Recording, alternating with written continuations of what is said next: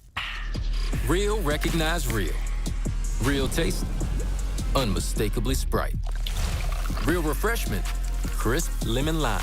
You see it and answer the thirst, but never thirsty. Sprite, the clear favorite. Welcome back to Cavalier Fields. You're watching Middle Georgia Sports Live. Again, Kyle Tucker providing the color commentary tonight. Brett Taylor on the play-by-play. And Brett, 4th and long. And the offense coming back out for the Cavaliers.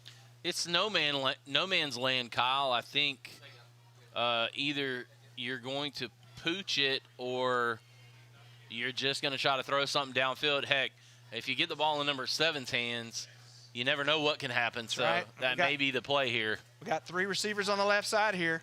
We've got a flag, though.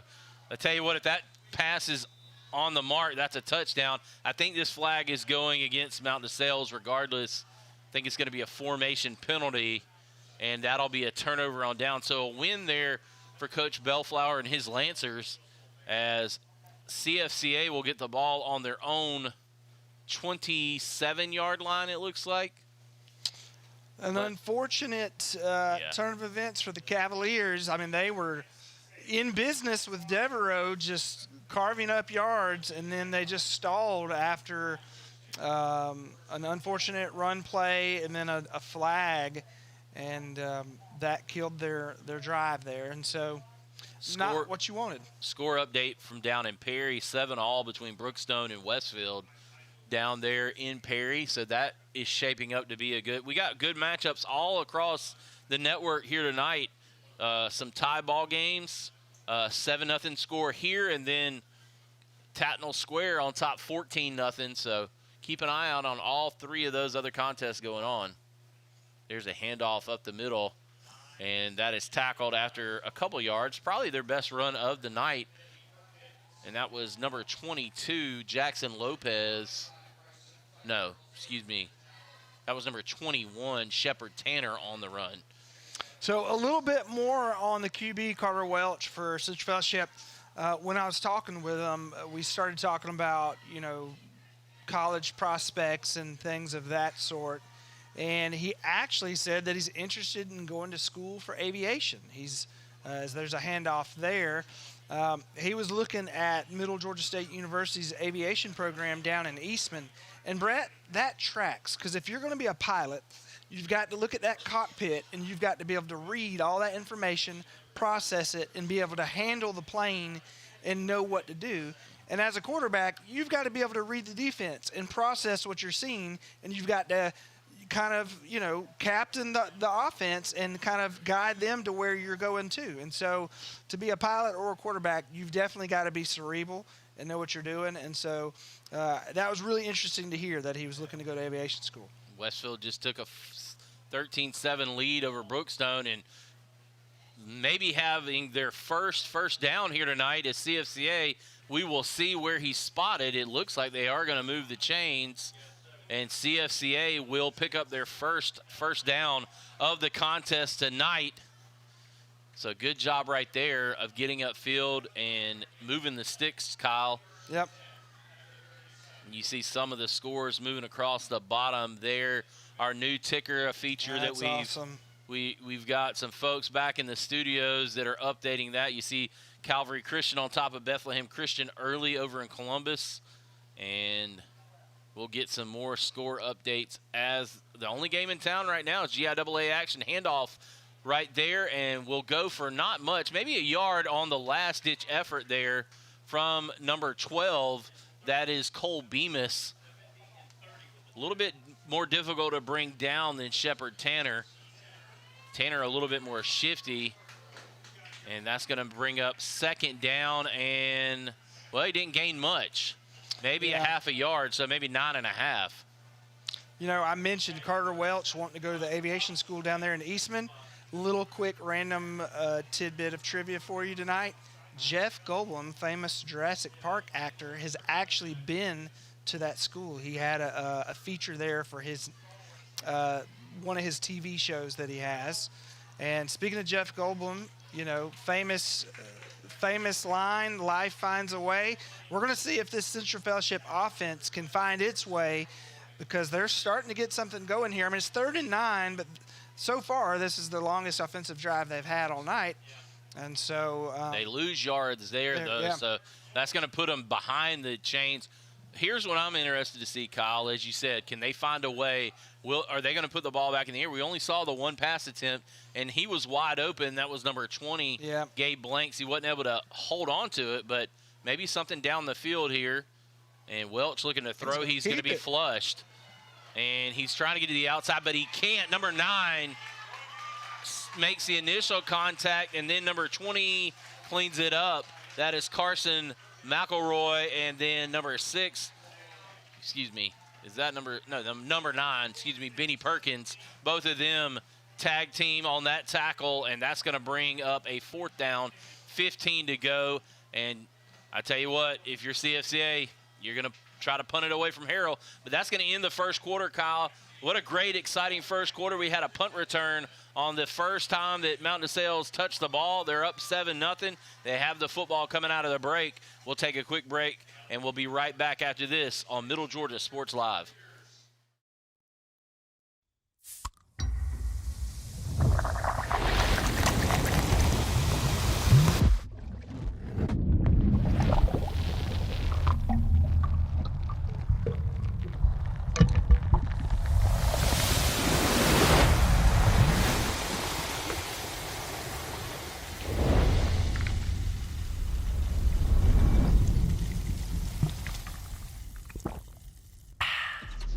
Real recognize real. Real taste, unmistakably Sprite. Real refreshment, crisp lemon lime.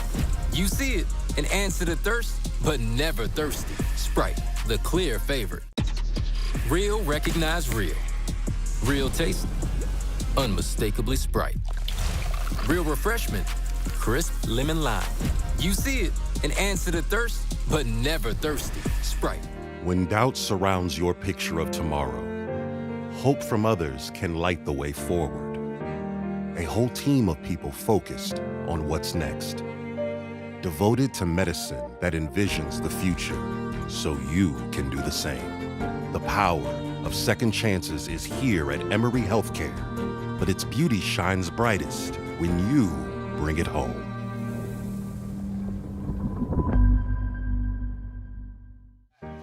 You're back here watching Middle Georgia Sports Live, and we're back, and we've got Mount DeSales on offense now here as we start the second quarter. 7-0 in favor of the Cavaliers. And it'll bring up a punting situation here. 4th down and 14, we'll call it. Wow. You would think they're going to kick this away from Harrell, and they do the old rugby style, much better kick this time. And Harrell finally catches it at the 28.5-yard line. That'll bring up 1st down and 10, and Benjamin Burney coming back out. And I'm telling you, man, if he can settle his feet and just deliver some accurate throws down the field, I think he's going to have some opportunities in the secondary tonight, Kyle. Absolutely. He had that one where I think they had an illegal offensive alignment, whatever it was, where he sailed it into the end zone. Had he connected and had there not been a flag, man, that would have been money there. You know, I'd almost like to see, with Harrell's speed, I'd almost like to see them just let it fly, Brett. Just let Harrell outrun his man and just throw it deep and see if they can connect deep. I'd be featuring Harrell a lot more, and especially with Bernie's arm. Yeah, you think they're going to try to get it to him. Devereaux's been very solid so far. They're going to start off with a handoff to him. CFCA does a little bit better job up the middle there, maybe gains. They're going to say no. It looked like he gained some yardage, but they're going to say he stays at the original line of scrimmage, bringing up 2nd down and 10 from the 29-yard line. And Kyle, so they are going to give him about a half a yard. You see Harrell coming out of the game here. He's been the explosiveness for Mount DeSales in this contest so far. I wouldn't mind seeing Coach Slocum get the ball to him on maybe some jet action, maybe some tosses to the outside, and let Harrell get one-on-one with some linebackers or safeties. That would be interesting. Snapping the ball back Bernie's to Bernie. going to be. Bernie loses he the ball, loses it. and Devereaux's going to fall on it. A great job there. I think that's number 20 knocked it out. That is Gabe Blanks with a big play from his defensive line position, and Benjamin Bernie coughs it up. Devereaux hops on top of it, and that tackle for loss pushes Mount DeSales back another 6 yards, bringing up 3rd down and 16 and a half, we'll call it.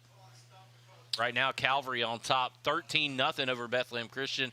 They were building last year over there. Got to go call a game between them and Westfield, Kyle. And I tell you what, Calvary may be a program on the rise in GIAA. Tatnall again on top of Gatewood, 14-0. And Pacelli and FPD across town here in Macon knotted up still at 7 in the second quarter. Looking to throw here deep. And just out of the reach of number 4, that was Caden Paul. He had 3 steps on the defender, number 25, Dane Blanks, but too far, probably about 4 yards too far, Kyle. Yep, Bernie, again, it's almost like his arm is so big that he just has a hard time putting touch on it. And if he can just rein in that power, he could have some scores here. But so as you were highlighting some scores earlier, Westfield up 14-7 over Brookstone, and looks like they're about to score again as they're in the red zone. So good start for Coach Chad Campbell and the Hornets down there in Perry tonight. Yeah, no doubt. That's exactly what you want to see. And much like we have here with Bernie, they have a dynamic quarterback as well down there. And that one blocked. And CFCA comes up with a big play. And they'll recover the ball at the Cavalier 20-yard line.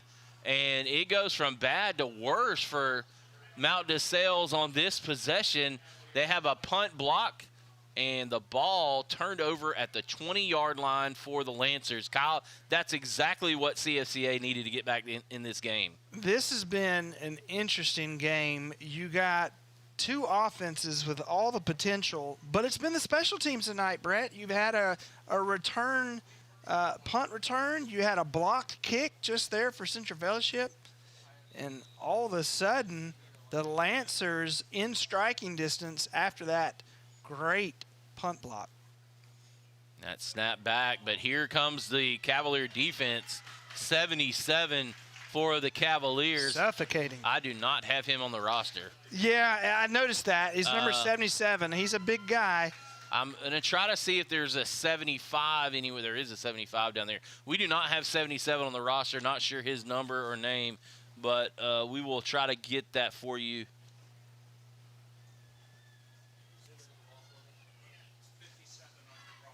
Okay. So that's Charles Collier. Awesome. Thank you, Mr. Tom, hooking us up there with, it's actually number 57 on our roster, 77 on the on his jersey. So wanted to give him the love. Great play there, and forces a 2nd down and 17, we'll call it. He's a huge guy. And Brett, I've heard a term in football before, and it's called the hog mollies. Like when you talk about a big offensive line or defensive line, there's some hog mollies. I saw a clip earlier today. The 4-letter network up there in Bristol had it on their social media feed.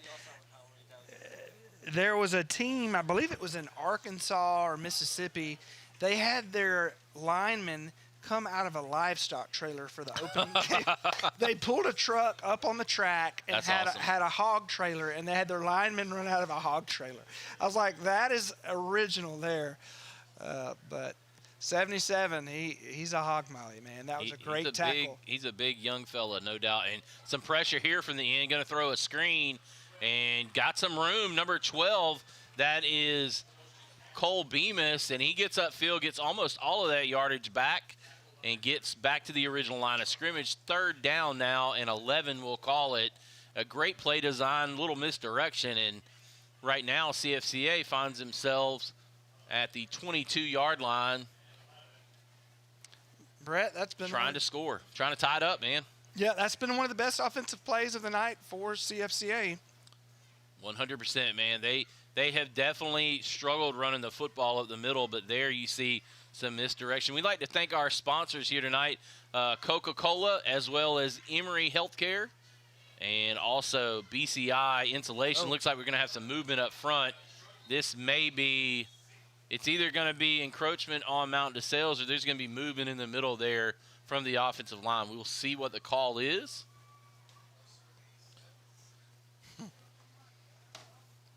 It's a great night. I'd like to thank Logan Veal up there working the camera, trying to get us the tight shot. He does.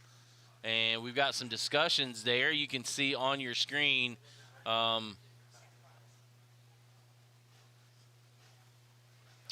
So we'll await to see what the call is. And it is a false start on Mount DeSales, so excuse me, on CFCA. So that's going to push back the Lancers, who got it back to almost the original line of scrimmage. Now 3rd down and 16. So we're going to take a mandatory water break, I believe. So we'll take a quick break with them. Kyle, it's 7-0. CFCA looked like they were driving, but kind of going backwards. We'll find out if they can punch it in here on the other side of the break, right here on Middle Georgia Sports Live. When doubt surrounds your picture of tomorrow, hope from others can light the way forward. A whole team of people focused on what's next. Devoted to medicine that envisions the future so you can do the same. The power of second chances is here at Emory Healthcare, but its beauty shines brightest when you bring it home.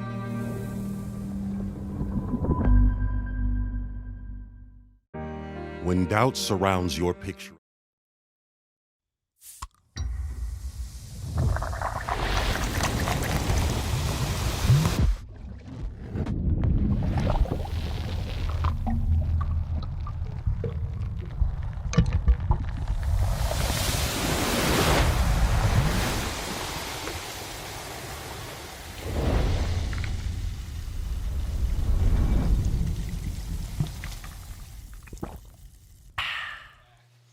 CFCA 3rd down and 16 at the Mount DeSales 27-yard line. CFCA, the beneficiary of a block kick. Now we're in a mandatory. I think they have to time these out because the white hat is directing some of the Lancers back over to their sidelines. They got a little eager, but it's kind of one of those liability things, man. You want to make sure they're rested, make sure they're drinking plenty of liquid. That's right. You don't want to have any kind of serious health issues here in the early part of this season. Well, any time during the season, but especially when it's really hot like it is. You had a player, I think it was yesterday in Texas, died of, I think it was a heat stroke at practice. And it's been a hotter summer than what we've had in a couple of years, really. And tonight, though, perfect night, overcast.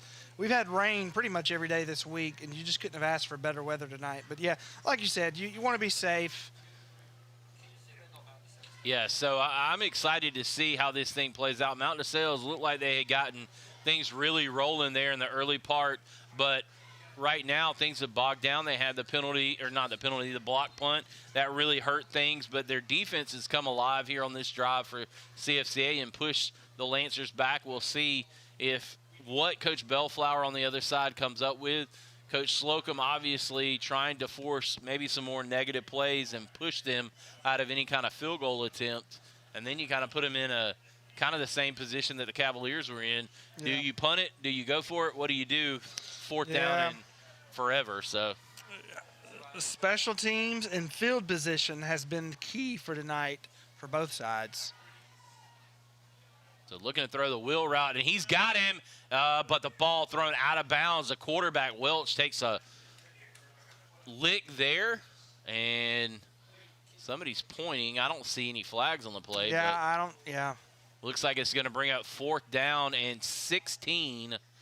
So Mount DeSales holds there. CFCA tried the wheel route on the – they did have a receiver open. The ball just was not thrown accurately enough. Yeah, he sailed it over him. So this is – or go ahead, Brett. No, sorry. This is going to be marked off as a 43-yard field goal, and that is going to be number 21, Shepard Tanner, with the attempt. The snap, The hold is good. The kick is up. It's going to be way short, and Harrell is going to return it.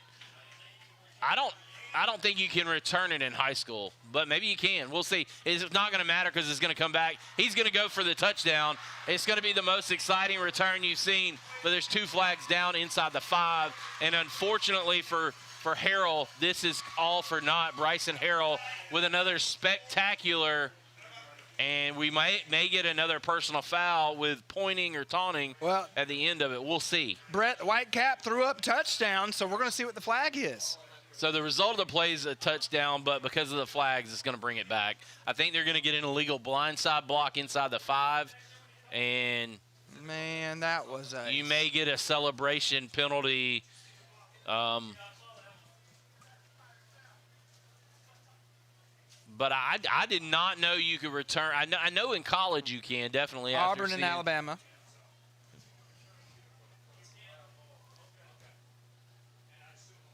So I know you can return it in college.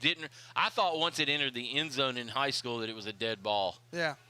Auburn and Alabama being probably the most famous no doubt. occasion of that. They're going to discuss it. Bryson Harrell reminds me, and I'm going to jump to GHSA for a minute, but back in the 07-08 time frame, back when Northside was running its win streak up into the 30s, there was a guy for Lowndes County named Greg Reed. Yep. And let me tell you, every time, when Northside's streak ended down there in Valdosta at Lowndes County Stadium, we watched Greg Reed, and he ran all over Northside that night. Yep. Every time the ball went to him. That was the infamous. They said his knee was down when he tried to catch the punt. That's right. But, man, every time he got it, you just could not wait to see what he was going to do. Bryson Harrell reminds me of Greg Reed. Yeah, he went on to play at Florida State. He played cornerback in the first, 6 games he played down there. He had, 5 interceptions and a couple punt returns. But you're right. Bryson Harrell's very exciting, very electric. Right there you see what he can do with the ball, but I don't even know if he needed those blocks, honestly. No. He was going to make some guys miss regardless. We got a lot of discussion down here on this. I think they're trying to figure out, can he even return it? Because if he can't return it, all those penalties are null and void. It's an automatic it's going to be not touchback. A penalty. It's going to be a touchback, and the ball's coming out to the 20 regardless. So we'll see.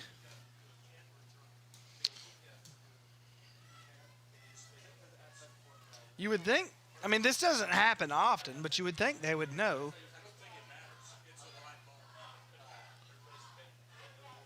Yeah, so we'll see. There's a lot of discussion down on the field. They definitely let the play go. We're being told up here that it is allowed, but it seems like there's a lot of discussion for maybe they're just trying to figure out how to administer the penalties. I don't know. So your score update, Westfield on top 20-14. So Brookstone has drawn a little bit closer in that contest. Still 7-7 with Pacelli and FPD. And then Bethlehem Christian has scored. It's now 13-7 with Bethlehem Christian trailing Calvary Christian over in Columbus. Got a shot of Coach Bellflower there. All right, let's going to look and see if we can pick up a score. It's 27-0 over at Tatnall Square. They are mauling Gatewood. Wow.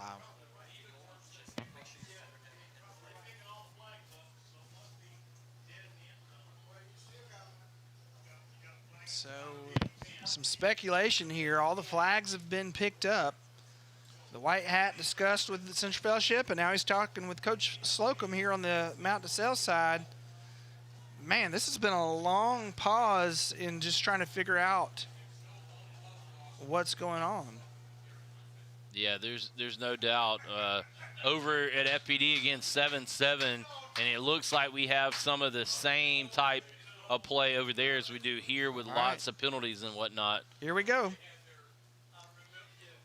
We're going to see what this call is, and now we may have more discussions. It's definitely going to be Mount DeSale's ball. It's just going to depend on how close to the goal line they're going to be playing.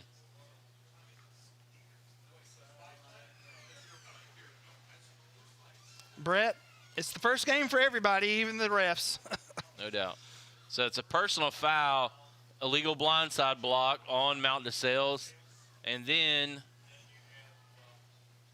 after the play against Mount DeSales, which actually was not after the play because it was at about the 10-yard line, which if it would have been a touchdown, him going in, and that penalty would have occurred, he would not have scored a touchdown. They would administer the penalty from where he did it, which is a change from what it used to be back in the day. If you committed a personal foul during the play, like taunting or something like that, you'd get the result of the play, and then they'd enforce it on the kickoff. That's no longer the case. You can get a personal foul on your way to the end zone, which causes you not to score. But nonetheless, Mount DeSales is going to have the football deep inside their own territory. They got it marked to the 10. Not sure how that's going to work. That seems like if they're going to allow – Brett, that was a great breakdown. It looks like if they're going to allow to bring it out, they got to mark it back closer to the goal line. Maybe they're saying we let it go, that we got to administer the penalties, and we're going to administer it from the 20-yard line. I don't know. That seems weird. It seems like you would mark it back further. But regardless, 1st and 10, not 1st and 16 as you see on the screen, 1st and 10. And Mount DeSales going to hand the ball off to, let's see, thought that was Devereaux, but it's not. It's number 2, and he's going to be drugged down. That is Jace Howard for the Cavaliers. He doesn't pick up a whole lot there. Oh, no, that's number 7, Harrell. Sorry. That number's throwing me off. Thought it was number 2. That's Bryson Harrell with the carry. They're trying to get the ball in his hands any way they can. Brett, I got to brag on you a minute. So in the NFL, when they have on coverage, on TV coverage, when they have some kind of officiating controversy or moment, each broadcast will go to their officiating analysis. The way you covered the penalties and what the penalties used to be and what they are now, that was really phenomenal. It reminds me, you need to be our officiating analysis. We got a hold. It looks like that's a great toss play there to Harrell, and Harrell is going to not pick up the first down. But I believe this is going to be a holding at the point of the flag, which should make it 2nd down and 11 if you mark off 10 from the 19-yard line where the penalty was. So it is a hold. It should be a spot foul. They should be walking it off from the 19, which will be a 10-yard penalty. Oh, they're going to move the ball. They're going to move the flag way back. Wow. Goodness gracious. Well, if we're counting penalties, Mount DeSales, they're racking them up and has not helped their offense tonight. Yeah, I'm going to say I'm not sure they administered that right. The flag was thrown at the 19-yard line. That should be a spot foul and marked off 10 from there. So it should be 2nd and 11 at the 9-yard line. It's definitely not 3rd down. It's got to be 2nd down. That was a 2nd down play. Yeah. No, it should be a 2nd. You replay the down. That's not holding is not a loss of down penalty. Yeah, there you go. 2nd down and 15. They're going to snap it back. They're just going to give it to number 1. That is Jaden Gibbs, and Gibbs gets back to the original line of scrimmage.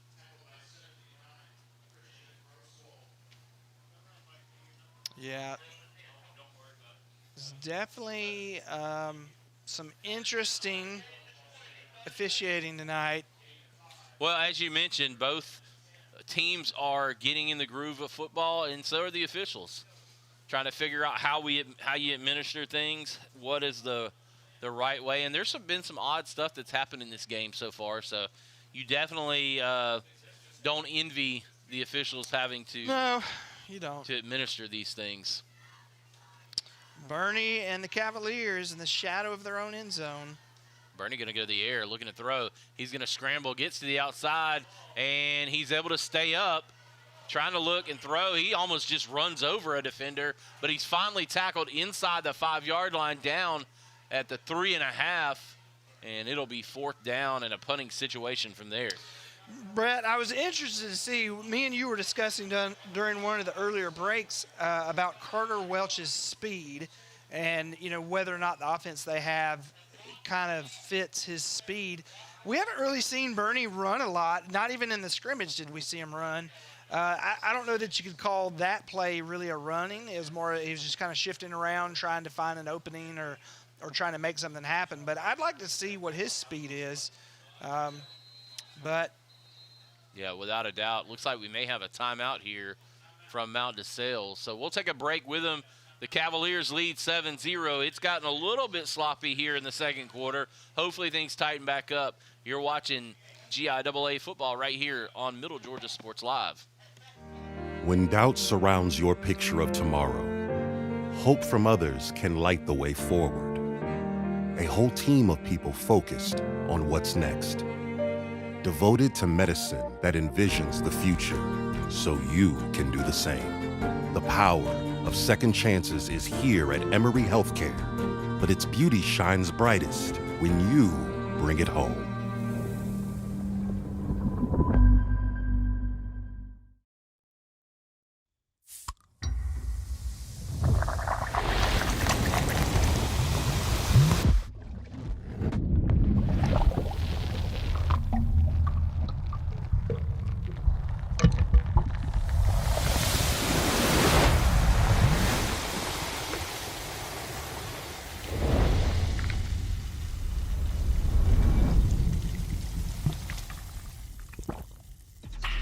Real recognize real. Real taste, unmistakably Sprite. Real refreshment, crisp lemon lime. You see it and answer to thirst, but never thirsty. Sprite, the clear face. all right, Middle Georgia Sports Live back here with you at Cavalier Fields. Kyle Tucker and Brett Taylor with you. Brett, we just saw that one of our sponsors there, Coca-Cola. What's your Coca-Cola brand drink of choice? Diet Coke, man. Yep. For me, I'd say my typical is Sprite. Now, if I go to the movies, got to have a Coke with the popcorn. But love a good Sprite most days. I'm going to tell you this. A Diet Coke for me, but when I'm really thirsty, a Sprite does hit. There's no doubt. It's definitely a great choice. It hits very good whenever I'm extremely thirsty, but if I'm just normal Brett day, Diet Coke, going to be sitting down in the office at the home computer, whatever, that's what I'm going to be having. I like to have all that fizz from the carbonated drinks. Speaking of I like fizz, it to burn a little bit. I like to burn, yeah, a little bit. Gotta have a little sting a little bit whenever I'm drinking it.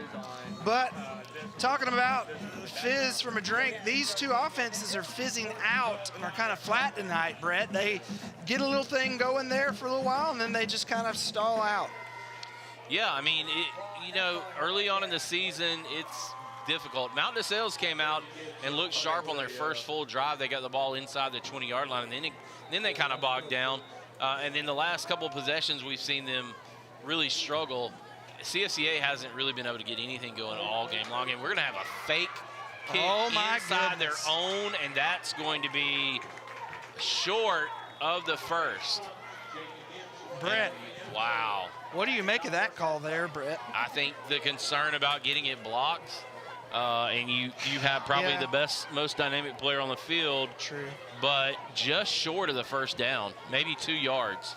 If he breaks another tackle, he may be in the end zone. True. Good point. They've already had one blocked earlier tonight, and then with not much room there as you're backed up in your own end zone, and like you said, they've got Bryson Harrell. So as good as your defense has played tonight, possibly you're leaning on the fact that you've been able to really stiffen, and it's been tough for CFCA to move the ball consistently against you. And right now they got all kind of confusion. We're going to have another timeout, but we'll stay here for this one, Kyle. Yeah. It's been, an interesting game so far.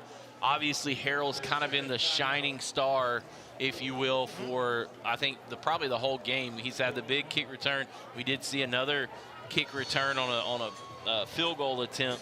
But what do you think Mount DeSales has to do to really try to take control of this game? Because as much as it seems like they are in control of the game, it's only 7-0. Yeah, you know, we had talked about how in the scrimmage, Bernie and the receivers just couldn't quite get on the same page to begin with, but then eventually they were able to get some stuff going. I'd just like to see him and the receivers maybe throw it a little bit more. He's overthrown them, and, you know, like you said, maybe a jet sweep to Harrell or something. I mean, Devereaux was their star initially on the offense. They got to figure something out.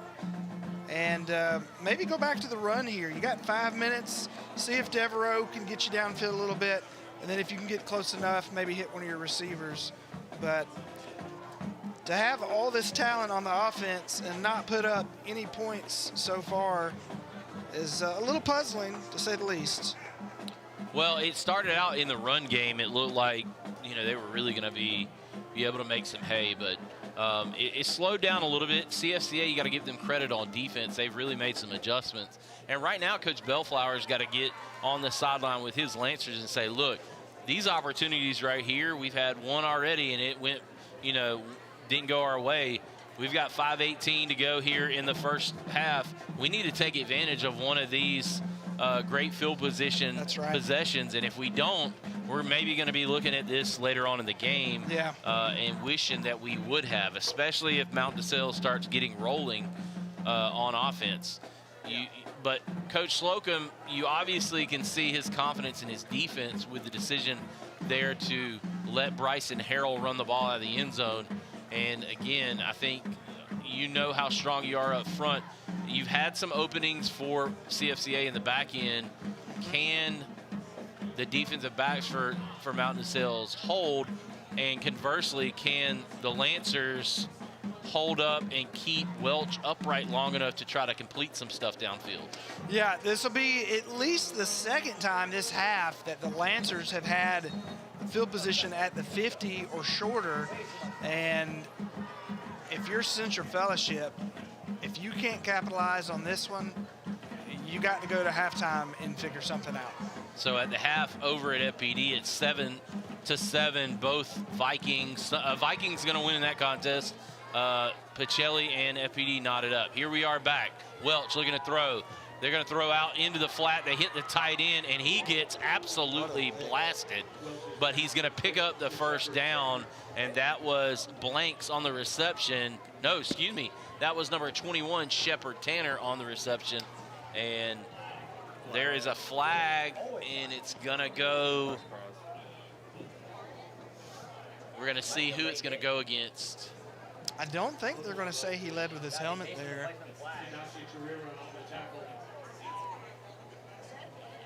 A little play action there from the Lancers. One of their first passing plays of the game, I believe it was, Carter Welch with a little play action to Gabe Blanks, and it didn't. Blanks wasn't able to come down with it, but. So we're going to see what this call is, Kyle. Looks like it may be going against Mount DeSales, and it is.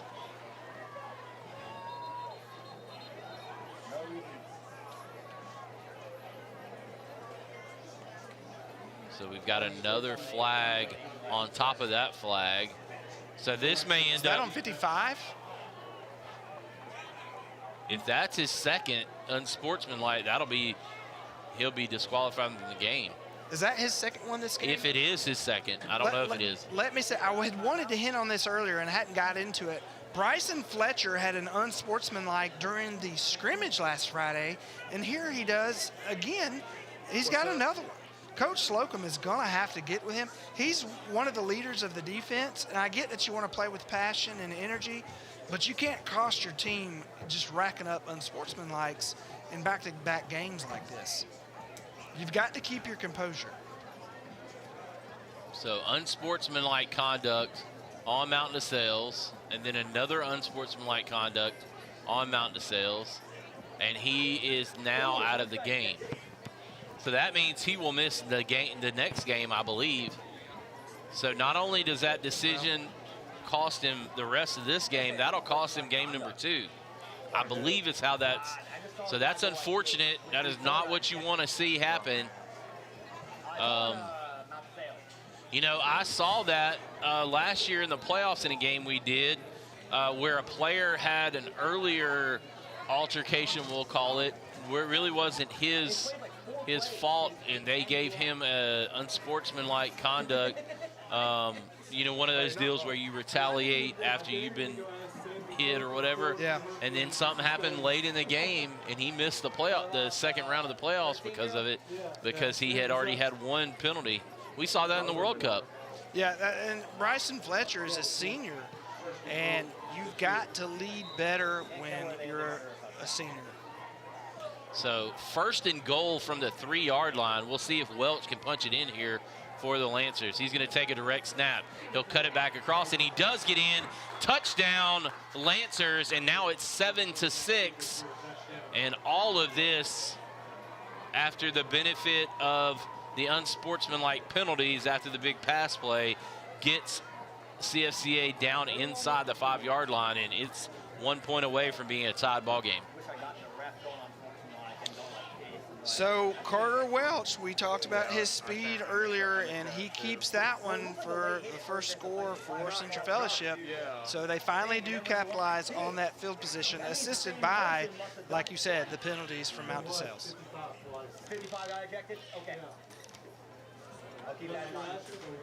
So they're going to go for 2. Looks like maybe the field goal attempt not in their bag of tricks on this one. They're going to drop back looking to throw, and that ball is going to be picked off. I believe it's going to be dead. Yeah, it's a dead ball. If you go for 2, you can't advance it, but it is going to be picked off, and that will give Mount DeSales a 7-6 lead. You wonder why not kick the field goal. Maybe, I don't know, maybe somebody's hurt. Who knows? Yeah, that was puzzling there. You know, your first score of the game, your offense has been sputtering, and you don't kick it. I mean, Shepard, Tanner, you've got him. You've got Ty Monk. I'm not really sure what Coach Bellflower was doing there, but like you say, maybe somebody was injured. So nonetheless, the penalties and the big pass play get Mount DeSales in trouble there, and CFCA scores 6. It's 7-6 with 4:53 to go here in the second quarter, and we will see what more transpires here in the rest of the second quarter, as we are 4:53 to go. Well, actually 5:03 to go here in the first half, and we saw a lot of fireworks early, Kyle, but then kind of sloppiness after that. Yeah, this has been kind of a peculiar game to start the season off. These two teams, when they played last year, Mount DeSales won 21-3. In fact, of the only 2 wins that Mount DeSales got last year, one of them was against Central Fellowship, 21-3. But here we are locked in a tight one at 7-6. You got to wonder, can Mount DeSales calm down, stop with the penalties, and play their game? And you got to wonder for the Lancers, can their offense keep the momentum that they just had on that drive, keep that going? So we'll see. Like you said, just over 5 minutes left here in the first half. So the kickoff will go to Harrell, and Harrell's going to take it up the far sideline, and he's going to slide by. And we've got a flag, holy cow, from the way backside, and that is from the near side back judge where that flag came from. We'll see. It looks like the Mount DeSales coaches, they're not upset at the official. They're upset at one of the players. Not sure if we had maybe some. At this point, at halftime, you would think that Coach Slocum is going to talk to his guys and say, look, we've had a couple personal fouls, and there's an illegal blindside block. Right now, the officials are on alert for things because they don't want anything to get out of hand. We can't give them a reason to throw a flag on us. We've got to be way more disciplined than we're being. And that's a good point. If you start off in this momentum as far as negative momentum with penalties, kind of puts you on the radar of the officials and kind of doesn't help you the rest of the game. So that's going to push them back inside their own 15-yard line down to the 13. Undisciplined teams are going to play undisciplined football. And you'll find First down and 10 from there. The only saving grace is it doesn't count against the down and distance, so it'll just be first and 10, but you lose about almost 20 yards worth of field position. And here the Cavaliers are backed up almost against it again. If the Lancers can stop them here and get another possession sub the 50, they'll be in business again. I'm going to tell you this, man. I'm very impressed with this field. I'm looking at some of the other games around that we've got going on, and I tell you what, this field looks amazing for the amount of rain they got. There and he goes. Harrell has bursted through the line. He's cut back, and he's up to midfield. He's going to be tackled at the CFCA 46-yard line, and there you see how special Harrell can be, and he gets the ball. Was that Harrell or Gibbs? That was Harrell. That was Harrell. Harrell, what an outstanding job of cutting back. He comes to the near side. He had some great blocking up front here on the near side, and then he cut back across the grain using that natural vision that he's got and gets upfield, shows his electricity. Brett, if the earlier return hadn't been brought back, he'd have over 200 yards. He'd be approaching 200 yards in returning. I mean, that's just crazy. He has got, like you said, excellent vision, excellent ability to cut. And here's Devereaux. Devereaux to the outside. He's going to be spun down, but not until he picks up another 5 yards on the play. And here's seeing some of the rhythm that you saw in the first drive. Maybe only 4 there, 2nd down and 6, Kyle. A good job maybe settling things down here for Mount DeSales. Coach Slocum going to lean on the offensive line a little bit. Yep, the offensive line, I think they've got the size advantage on Central Fellowship a little bit. And finally, the Cavaliers saying, okay, we're getting these flags, we're shooting ourselves in the foot, we've got to step it up, we've got to wake up and do something here, and offense finally putting something together, see if they can finish it. So Bernie takes a low snap, looking to throw, going to throw it, and nobody in the area, not sure if he overshot or what happened there.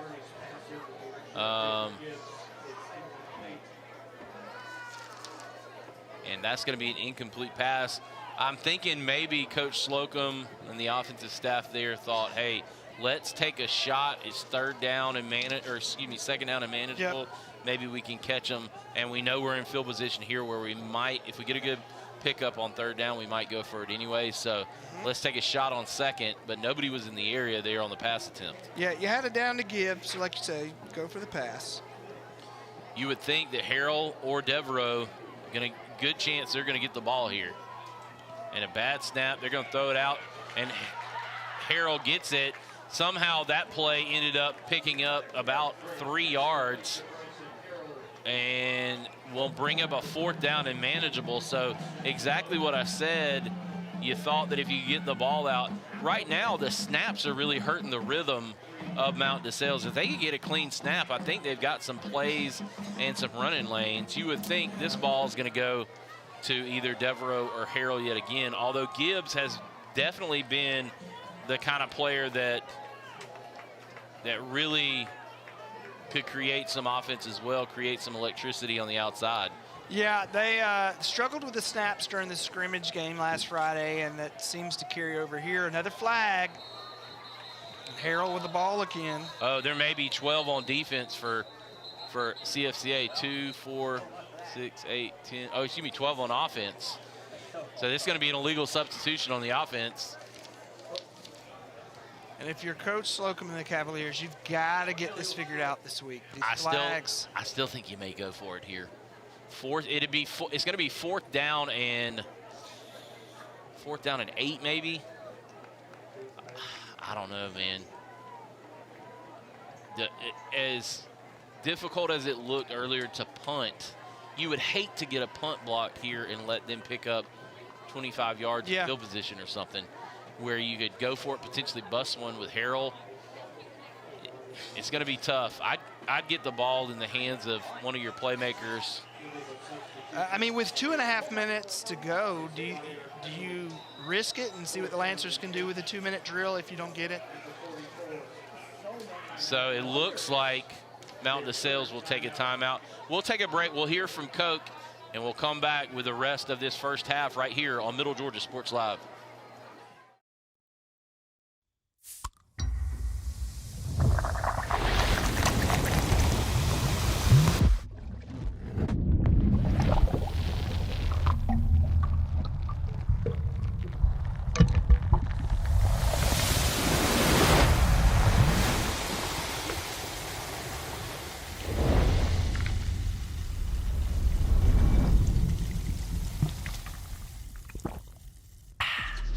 Real recognize real. Real taste, unmistakably Sprite. Real refreshment, crisp lemon lime. You see it and answer the thirst, but never thirsty. Sprite, the clear favorite. 7-6 your score, 4th down and 8 with 2:32 to go here in the first half. And it's, I tell you what, it's going to be a big decision for Coach Slocum, Kyle. What do you do here? He took the timeout. That's his last of the half. But what do you think the thought process is here? Like you said, you've already had a punt blocked. You don't want to you don't want it to happen again.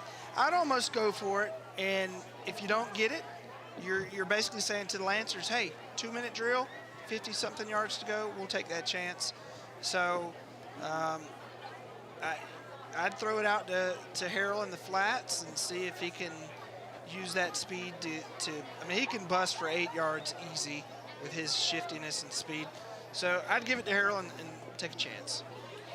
We'd like to take this opportunity to thank our sponsors, Coca-Cola, Emory Healthcare, and also BCI Insulation. And, you know, not to be overly optimistic, but I believe as this year goes along, we're going to have a lot more sponsorships starting to roll in, but we'd like to thank those original ones that we've got here as we're moving out in this new Middle Georgia Sports Live venture, Kyle. It's been a great night. We've got 4 broadcasts going on tonight, something that we haven't done before, and I'm just, so far it seems like everything, knock on wood, has really gone well. So I really appreciate our sponsors. I appreciate everybody tuning in, and we got this exciting football game here. 7-6 your score, 4th down and 8, and this timeout is really going to decide kind of how the rest of the half goes out. I do not see Bernie out there, so this may be punt, and it looks like it is going to be a punt. So Jaden Gibbs out there to punt for the Cavaliers. Probably the smart move. Yep. Trying to see if Harrell's on the field anywhere, just in case. There's nobody deep for CFCA. Oh my goodness, look at here. And can you kick it? You could have kicked. Oh, you might have something going here. You might have something going here. And he's going to pick up the first down, and he's going to get out of bounds inside the 30-yard line. And I tell you what, sometimes things just work out. Brett, this has been the craziest game. And I'm going to tell you, I don't know what number, Kyle, but one of them peeling back and blocking, it looks like we may have an injury. An injured player on CFCA number 25, that is Dane Blanks. But one of the players from Mountain DeSales did the most disciplined thing I've seen all night. You've had a couple of peelback blocks that have been blindside, and when he reversed field, that player decided, hey, I'm just going to pull up. He's got the edge. I'm going to let him get behind me. I'm just going to be, you know, a screen, a moving screen here like in basketball instead of making contact. And that's exactly what happened, and he picked up the big first down after the bad snap on the punt. And sometimes it's better to be lucky than good. Yeah, almost another, I mean, it was initially a botched special teams play again for the Cavaliers, but they were able to get that one figured out, and they pick up the first down. I tell you, I've heard a term as there's another bad snap. And Bernie's going to take it. He finds a hole. He gets to the outside. He runs over a player inside the 15-yard line down to the 11. And what a run right there by the quarterback, Bernie. And he shows his ability there and his physicality as well. 2:10 to go here in the first half.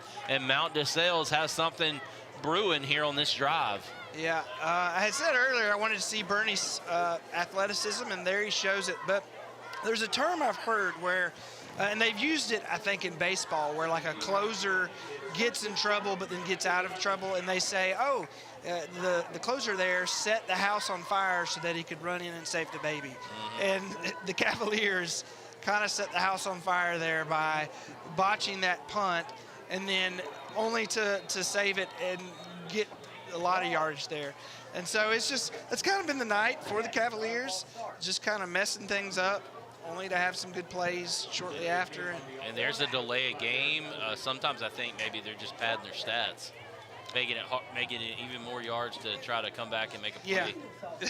But I tell you what, you're right. It's almost like a software guy who builds a virus so he has a job because he knows how to solve the virus, you know. You create the issue, and then you hand the ball off to Harrell or Jaden Gibbs to get yourself out of the issue. So a delay of game there is going to push Mountain DeSales back 5 yards. And I tell you what, if they could ever get past some of these penalties and low snaps, I think we got the making of a pretty good offense. Yeah. I just don't – I don't know if it's discipline or just early season jitters. Maybe some youth, too, probably. Yeah. There's a better snap there, and Devereaux has no running room. Big plays there by 78. That's Jack Sips getting in there. 72 as well, I believe. That is Josiah Pritchett. And a big play right there on the inside by those two big fellas. I tell you, this game, with all these flags, this is – I mean, it feels like we've been under 5 minutes now for a long time, Brett. A lot of flags, a lot of pause in action. Devereaux, man, I tell you, after the first drive, I thought we were going to see a lot of Devereaux tonight. We haven't seen as much as initially as I thought we would. Right. So the play clock's down yet again at 3. Going to have to snap it. They do snap it. Looking to throw. They get it to the outside of the ball, just out of reach of number 5. That's Eli Battle. Can't come down with it. And again, I think a lot of Bernie's issues is not necessarily his throwing accuracy. It's he's rushed. The ball snapped low. He's got to figure out how to get it up, find his receiver. He's out of rhythm. A lot of times with quarterbacks, when you're not in rhythm and when you can't set your feet up underneath and throw, that you see a lot of inaccurate balls, and that's what you're seeing here tonight. Not necessarily his fault, but that's something they've got to clean up, Mountain DeSales, to try to get their offense humming. There's a better snap, looking to throw. And a decent throw, a little high in coverage there, number 9, Hayden Williamson.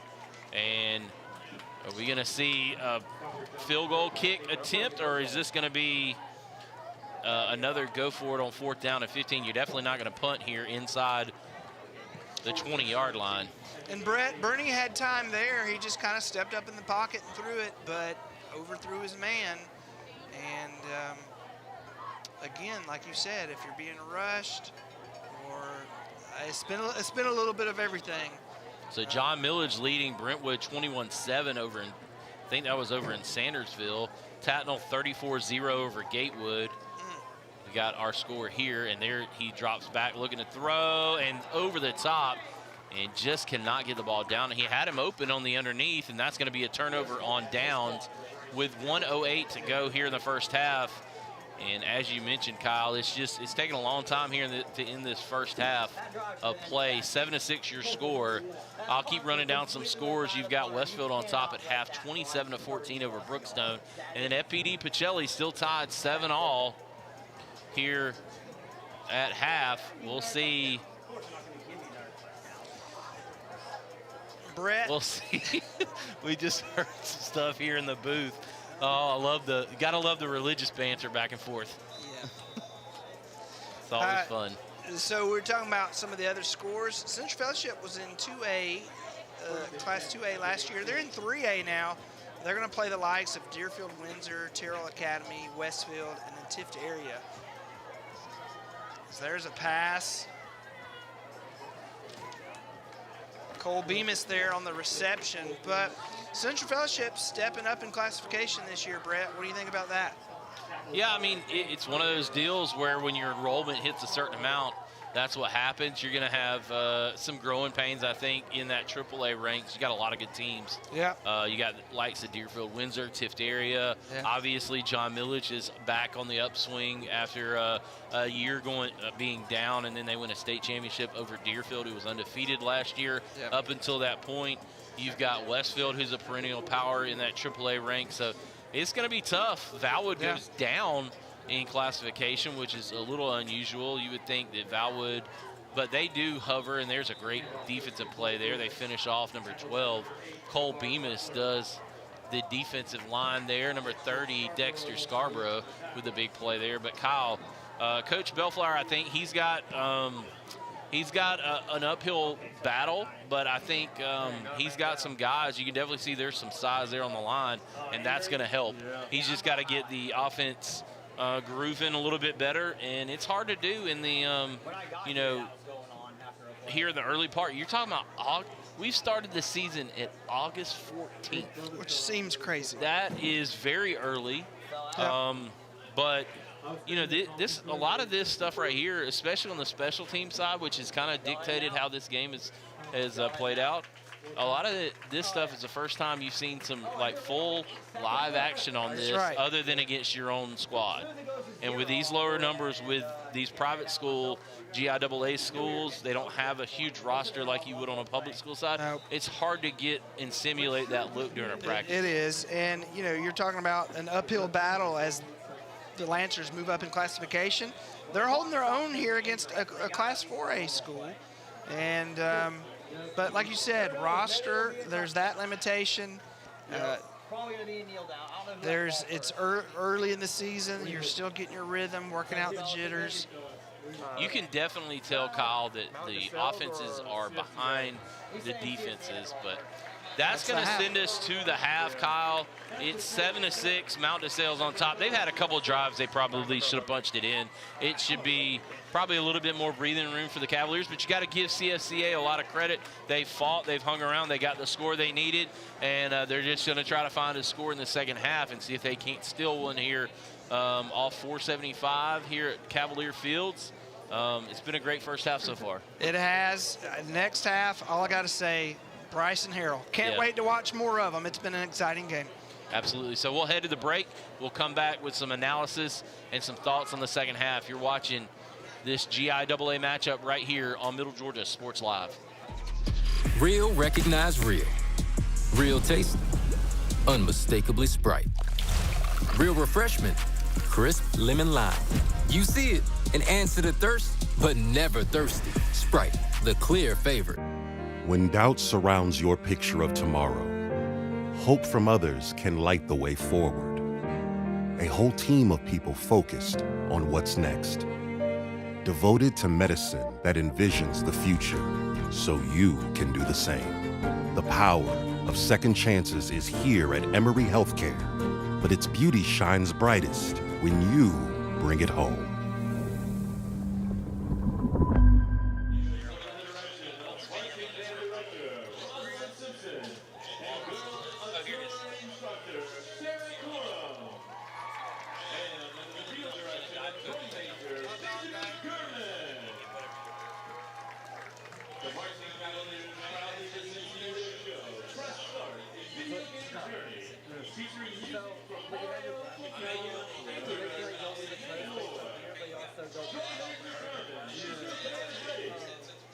I thought. Yeah, we're going to. The field is yours. Let's go and do that.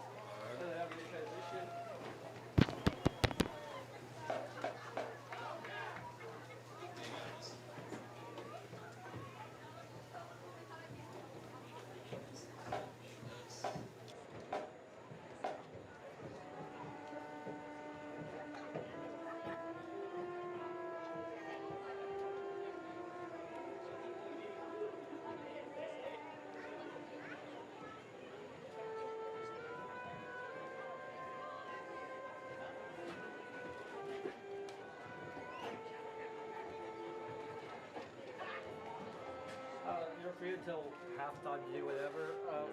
I just asked that you're back with 2 minutes left on the clock. Yeah. Just so we can. Kids through the skirmishes. Brett Taylor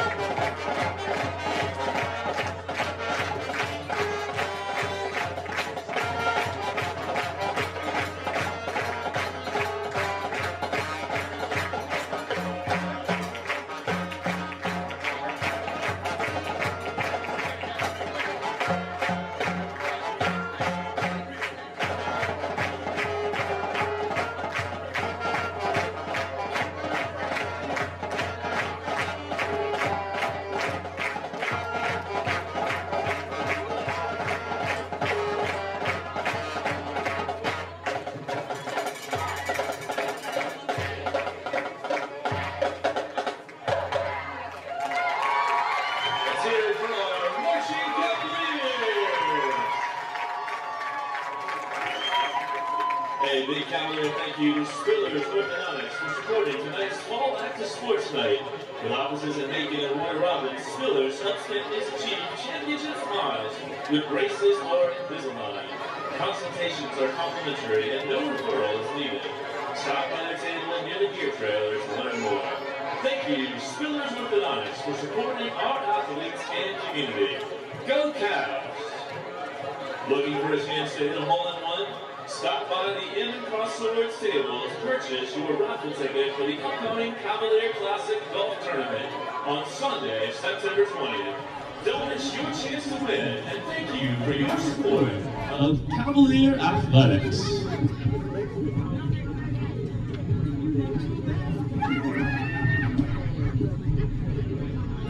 Good evening, Cavaliers! How we doing?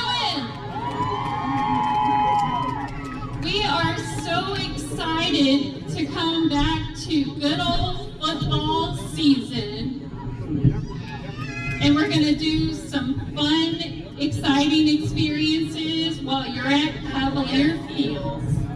So our first game for this game is we're going to have representation from several of our fall sports that are going to attempt to catch a football.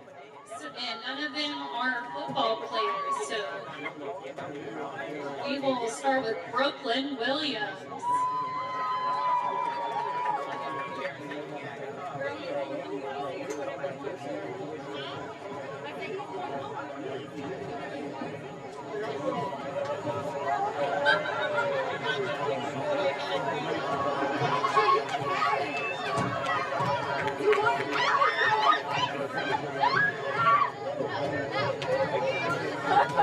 Next up, we've got Barium Moore.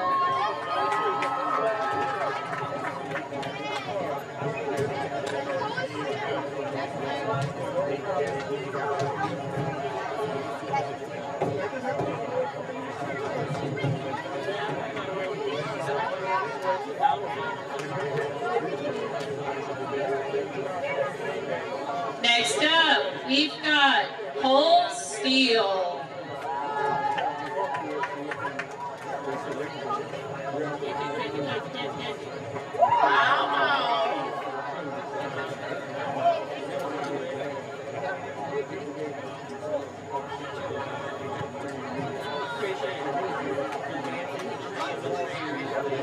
Here we go with Grayson Ferris.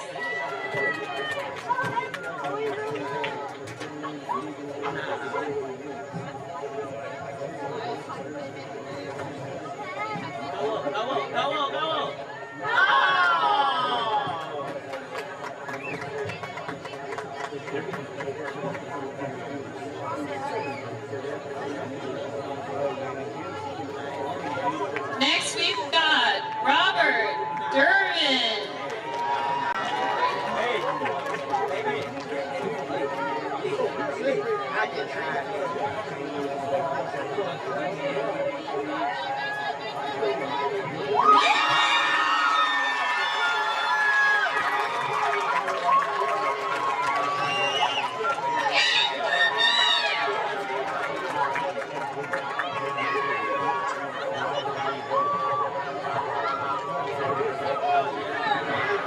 Great job, Robert.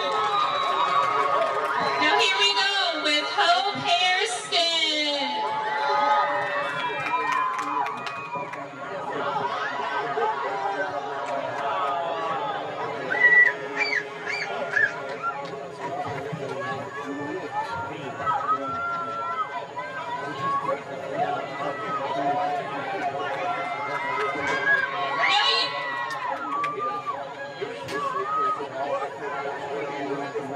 Take two.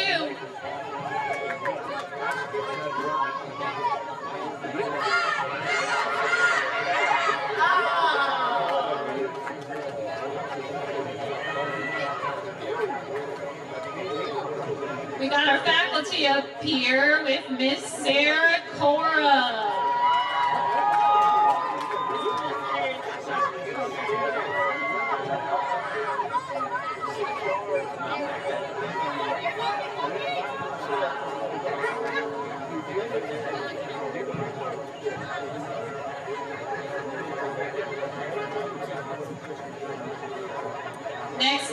we've got Mrs. Wendy Pratt.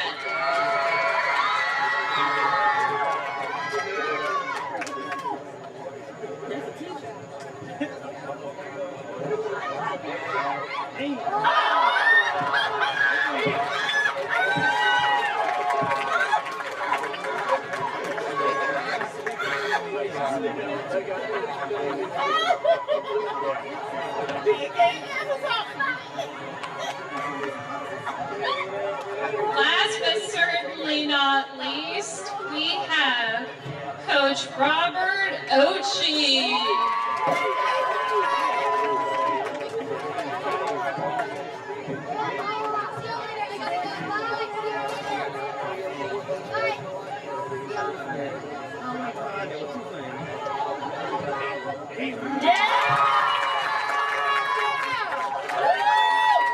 Let's give them all a big hand. I only got one of these for a prize right now, but Robert and Robert, I will get you, but you guys get a special misting fan for those hot days. Here we go.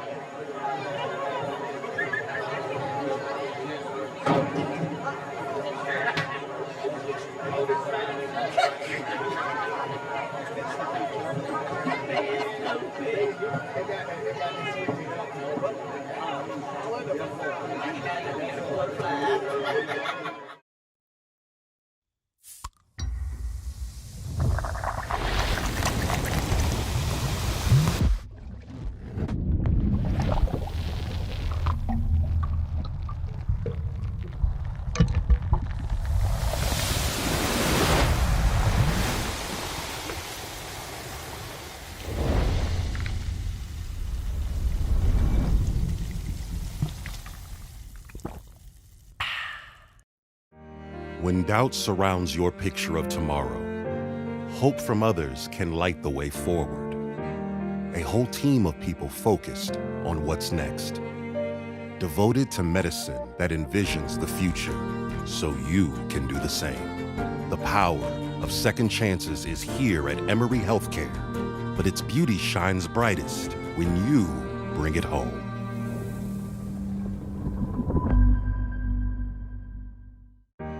When doubt surrounds your picture of tomorrow, hope from others can light the way forward. A whole team of people focused on what's next. Devoted to medicine that envisions the future so you can do the same. The power of second chances is here at Emory Healthcare, but its beauty shines brightest when you bring it home.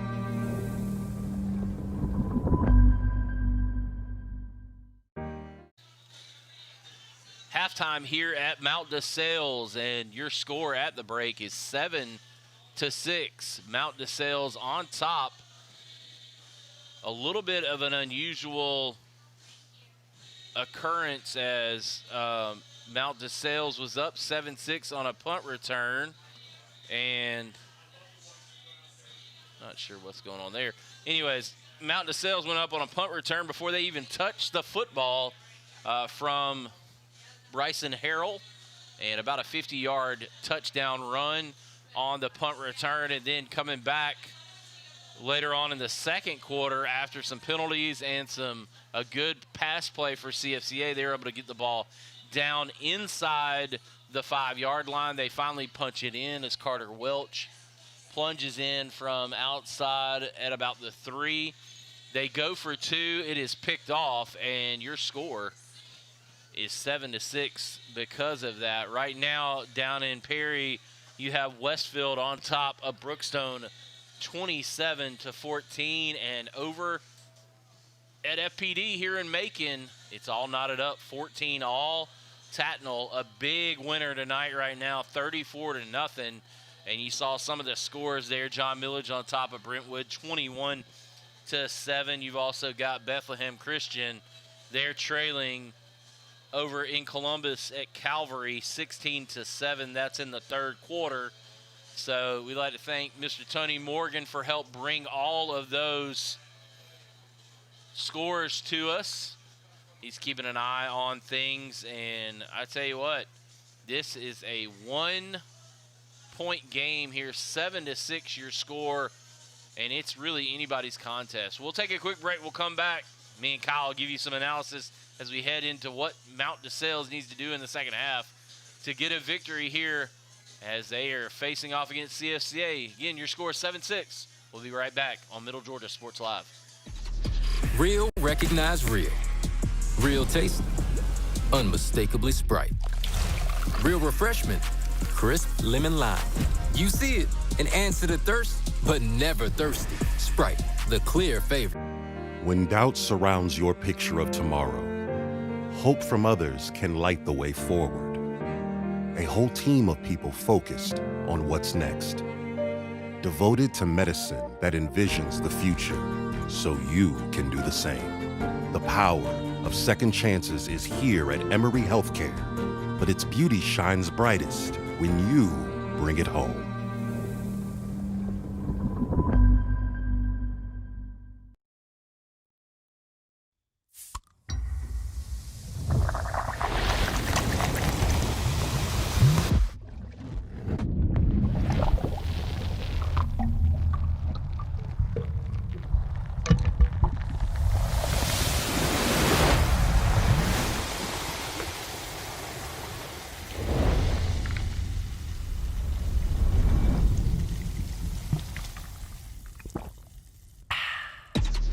Real, recognize real. Real taste, unmistakably Sprite. Real refreshment, crisp lemon lime. You see it and answer the thirst, but never thirsty. Sprite, the clear favorite. When doubt surrounds your picture of tomorrow, hope from others can light the way forward. A whole team of people focused on what's next. Devoted to medicine that envisions the future so you can do the same. The power of second chances is here at Emory Healthcare, but its beauty shines brightest when you bring it home.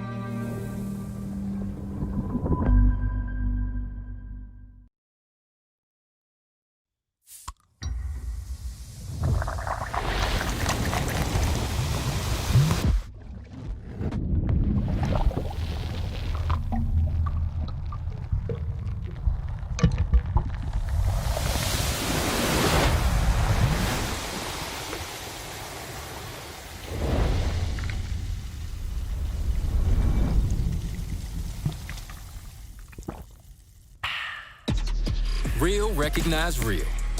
Real taste, unmistakably Sprite. Real refreshment, crisp lemon lime. You see it and answer the thirst, but never thirsty. Sprite, the clear favorite. When doubt surrounds your picture of tomorrow, hope from others can light the way forward. A whole team of people focused on what's next. Devoted to medicine that envisions the future, so you can do the same.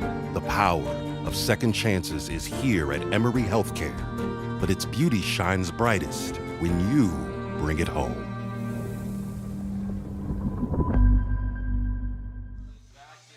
And welcome back to the second half. Kyle Tucker here with Middle Georgia Sports Live at Cavalier Fields with Brett Taylor, our play-by-play. Brett, it was an interesting first half. A lot of sputtering offense. Mount DeSales enjoys a 7-6 lead. We had some special teams. We had a lot of flags. Brett, what do we need to see in the second half? I think Mount DeSales just needs to settle down a little bit offensively. Hopefully they can hone in on getting a snap so that Bernie can try to get into some rhythm, especially when he's got to pass the ball. And they really need to get the ball to their playmakers. I mean, bottom line, we know who it is that is kind of been the best player on the field tonight. That's number 7, Bryson Harrell.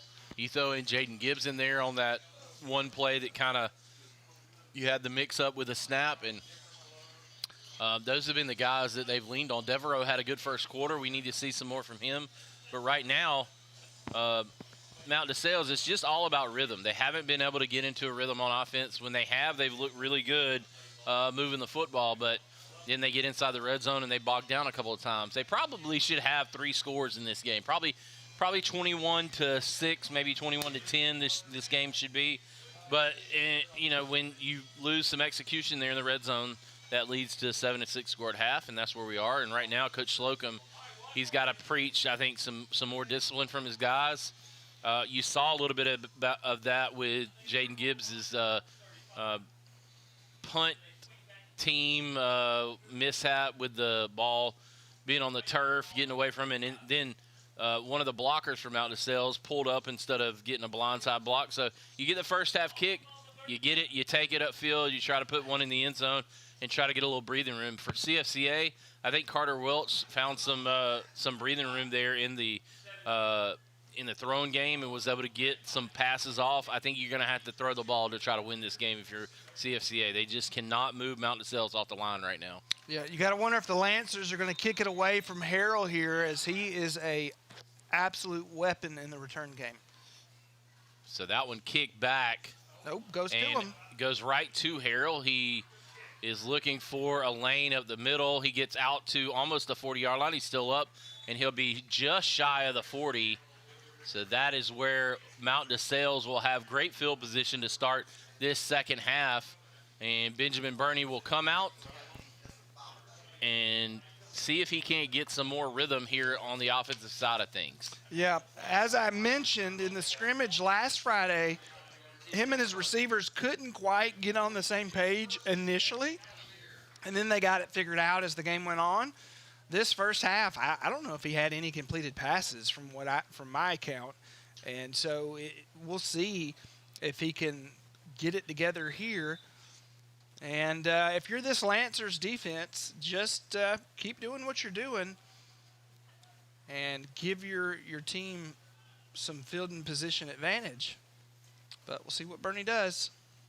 There's a completion out to Harrell, and Harrell does what he does, and he gets upfield for 12 yards, continues to fight, and that has been the completions that Benjamin Burney has had. He hasn't had a whole lot downfield, but smartly, the offensive staff here at Mount DeSales, give him some short throws, give him something quick, something where he doesn't have to really process a whole lot, because you know, we've seen on previous plays where he's had some bad snaps. He hadn't been able to get through his reads. Give him something quick where he can get the ball out of his hands and try to build some confidence. Yeah, and that's what I was alluding to. He had some completions in the first half, but as far as a throw more than 5 to 7 yards, and there's another flag, we hadn't seen any of those type. I think this may be a snap infraction on the center, which led to a false start. I think he moved the ball, then stopped the ball, and the left side of the line the center for the Cavaliers has had some trouble tonight. A lot of low snaps, false start there, and it's a lot of penalties. And here again, the Cavaliers working against themselves. And that's going to be a long year if you can't kind of nip that in the bud. So the snap back to Bernie. Looking to throw. He does throw. He gets it over to number 5, Eli Battle, with a big pickup. And there, right after he gets that quick pass thrown and completed, Battle, you get it out to your guys in space. That's going to be the recipe for Mount DeSales' success the rest of this season. Right there is a perfect example, Kyle. Yep, and that was the best pass of the night so far for the junior Benjamin Burney. And if you can get more of that variety, some mid-range passes, I know he's got the arm to go deep. He just hasn't quite had the accuracy to make that work. So if you can pass out in the flats, throw some slants, some slot receiving throws, that'll be more of their speed, I think. So they're looking to throw something downfield. It looks like we're going to have a false start on the inside receiver. I think it may go against Jaden Gibbs. And Bernie just hangs his head there in frustration. It's like just as soon as they take a step forward, it's 2 steps back, Brett.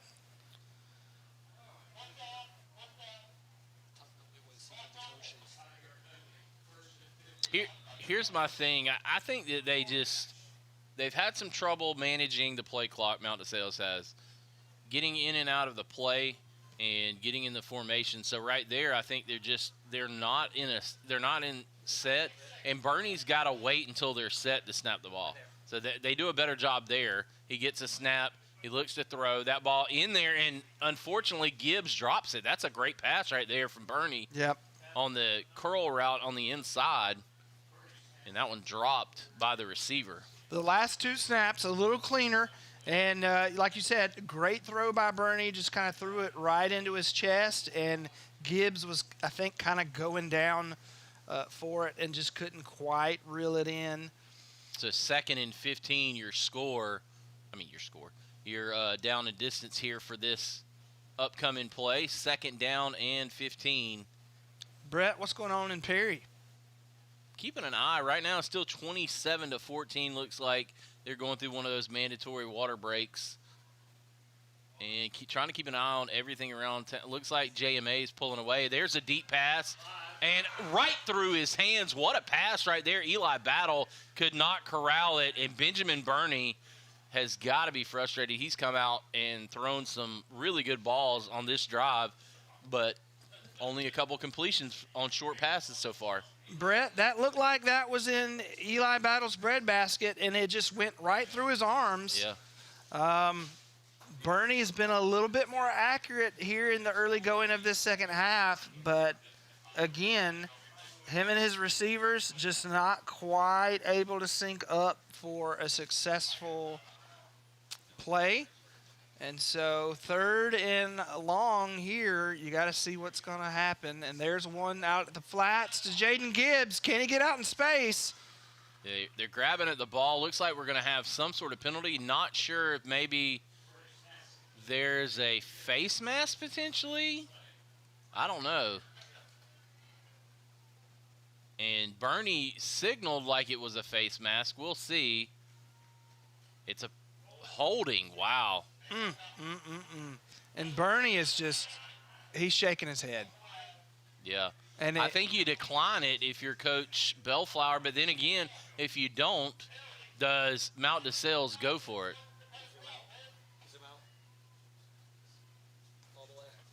Yeah, I mean, if you decline it, it's 4th down. But then, like you said, at this distance, do they go for it? So what do you do if you're Coach Bellflower? Do you go for the down, or do you go for the field position and the potential counter play here? Tough decision for the Lancers. So it is going to be holding on Mount DeSales. It will be declined, and it'll bring up 4th down. Looks like the punting team will be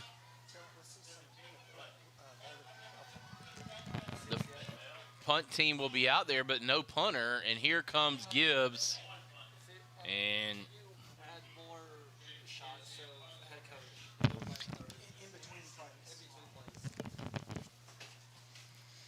all right, let's see if they can get a clean one off this time.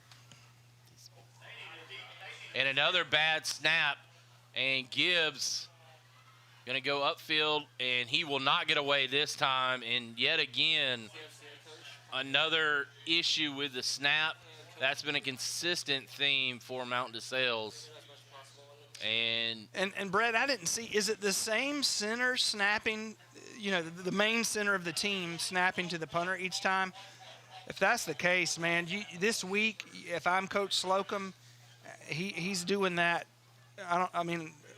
50 times a day. I mean, you gotta get on pace with your snaps. You can't be turning the ball over because you can't snap it. I will say, looking at the huddle there for CFCA, I'm seeing a lot of guys struggling a bit, just breathing heavy. They put a lot of effort into stopping that drive. Let's see if they come out crisp here, if that affects them. Going to fake the handoff. Welch throws it to the outside, and going backwards, he maybe picks up a couple. No, they're going to mark him down after a 1-yard pickup. Passing the flat, that was out to number 10. That is Baron Hamilton, and he goes backwards after, and it looks like maybe the quarterback, Welch, got hit as he's releasing the ball. So, again, I thought the Lancers looked a little tired over there on the sideline, a lot of heavy breathing. That's not a good sign, especially when you see most of them with their hands on their hips. And Mountain DeSales is rotating players. And this is where sometimes that roster depth comes into play. Yeah. For a team like Mountain DeSales that's has a little bit more to draw from compared to the AAA school that's just moved up from AA. We'll see how that impacts. And I think we've got okay, never mind. We got too many men on the field. Nope, delay a game looks like for CFCA. And again, I think you can see the body language right now. Even though the disappointment has been all over Mountain DeSales' face for how the penalties have turned out, right now it looks like the body language for CFCA is a tired bunch. Well, you got Welch. He's the outside linebacker on defense. And then here he is taking big hits at quarterback. And like you said, Mount DeSales, a little bit more depth than Central Fellowship, I think. And they're going to hand the ball off and nowhere to go. And he is swallowed up by number 9. That is Benny Perkins with another big play. And we've seen him and number 11, Morgan Acero, playing very well inside at linebacker for both for Mount DeSales here tonight. Both of them have done an outstanding job. And Kyle, right now, again, like I said, I think Coach Slocum, even though they did give up the touchdown earlier in the game, benefit a lot of penalty yardage there for the Lancers after the big pass play. I think Coach Slocum knows how good his defensive front is. Yeah, it's looked really stout tonight. And the Lancers, other than, like you said, that one great field position as we get a timeout here, other than that time that, like you said, the penalties gave them great field position, the Lancers have not really had much going. The defense for the Cavaliers has been great. Yeah, no doubt. Let's stay here, Kyle. Let's talk a little bit about what Coach Bellflower is going to look at here for the Lancers on this third down, and we'll call it 3rd and 17. I mean, what are your options? It seems like what has been going well for them on offense is some misdirection in the passing game. Yep. I wonder if but play action is not really a threat here as much, but maybe you bust something in some misdirection. Yeah, misdirections would be nice. And like you said, anytime he fakes a handoff is when he's gotten a good pass going. And Welch has speed. I'd almost like to – I mean, they run a spread, Brett. I'd almost like to see him open it up, let the secondary have to cover the pass, and then see if Carter Welch can get some open lanes and maybe run it some. they've got to get something going. I mean, you've got a good quarterback, and you got to do more than just score when you're at the door. You got to be able to get the offense going. And the Cavaliers, they have been a problem for the Lancers tonight as far as the Cavalier defense. But if you're Coach Bellflower, you got to be able to adjust and figure something out. I don't know who the guy is, but I'm gonna find out from Mr. Tom Mead. You got to give a shout out to the field crew, man. This field looks amazing. You can see down on the field. Yeah. The logo looks great. That looks like I don't know this for certain, but they may have one of those machines here that do the painting. But man, the field looks in such good shape. As I mentioned earlier, we had some rain come in about 3 o'clock or so. Yep. And it looked like it was going to be muggy, maybe an ugly night. But this field has held up just fantastic, and I've been very impressed with how it looks. I've done quite a few games from here, Kyle. I know we did flag football, and we did 8-man the last couple of years at Mount DeSales, and it's been a great facility. I'm so thrilled to have them as one of our partner schools this year. And, it's been a great first night of broadcast here for football season. Obviously, we've been broadcasting a lot the last couple of weeks with softball, volleyball kicking off. But everybody knows that first football Friday night is always, even as broadcasters, you get those jitters. Yeah. And I'm just glad to have seen everything kind of come to fruition here, and we're getting to see some football that is really meaningful. Yeah, it's been a big night. We're covering 4 games, as you mentioned. It's just always exciting, that first opening week of football, and getting to see as the Lancers drop it back and throw it. Actually, wow, that might not work. That might not be so bad for Mount DeSales. If you catch that ball, that's almost like a punt. Yeah, Braylon Mitchell, number 17, the senior, had the interception and dropped it. And as soon as he dropped it, he was pounding the turf there, or the ground, in disappointment. But like you said, that actually kind of works out in your favor, because now we get Mr. Bryson Harrell back on the punt. But yeah, it's been a great night, Brett. I've enjoyed this game despite the low score. It's been a great night for football. Well, we could see some fireworks here. There's a good snap, and he's going to hold on to the ball and almost get it blocked. That ball goes out of bounds. So Mount DeSales gains about 7 yards of field position maybe on that punt. He's still walking. He stops at the 35-yard line. So I think that interception would have been caught just past the 30 inside to about the 28. So around 7 yards of field position if you look at it that way. Down in Perry, Westfield has the football. They're on top 27-14. Looks like they're putting a drive together at midfield. Let's look over at FPD. They're at break right now, so we'll try to keep up with a score there. Whoops. I did not mean to do that. Again, Tatnall, Gatewood finally gets on the board over there, 47-7. Whew. And then John Millage all on top of Brentwood, 29-7. They're going to hand the ball off to Devereaux. Devereaux up the middle for 2 yards, and he'll go down there. There's some positive yards for Devereaux. 2nd down and 8 for Mount DeSales. How about Pacelli and FPD locked in at 14 apiece in the 4th? That's an interesting game over there. What a matchup to start the season. And FPD just took the lead 21-14 over Pacelli. They're kicking off over there after the touchdown score by the Vikings. Not the blue and red Vikings, but the black and red Vikings. 7:49 to go here in this third quarter. 7-6 your score. 2nd down and 8. We've got another flag, Brett. And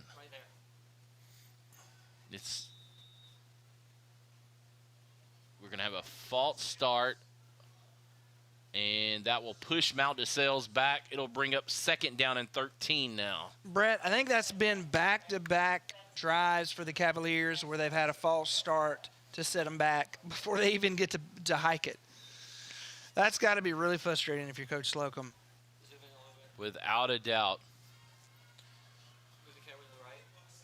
We got Harold down here on closest to us on the sideline. Another flag, and he's going to throw it. Wow. He's got his man.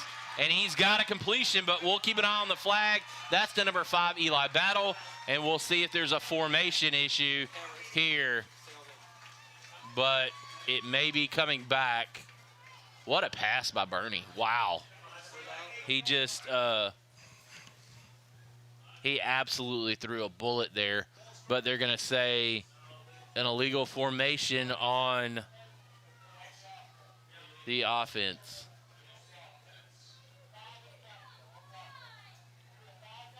And Harold's making his case to the official.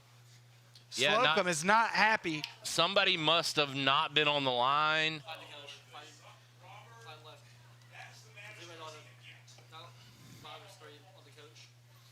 Coach Slocum not happy about that one, as that was the Prettiest would have been a pass. touch. Yeah, that was the best pass of the night. What an absolute bullet, and on a line and perfect for Bernie. Just tell you what, it's been outstanding.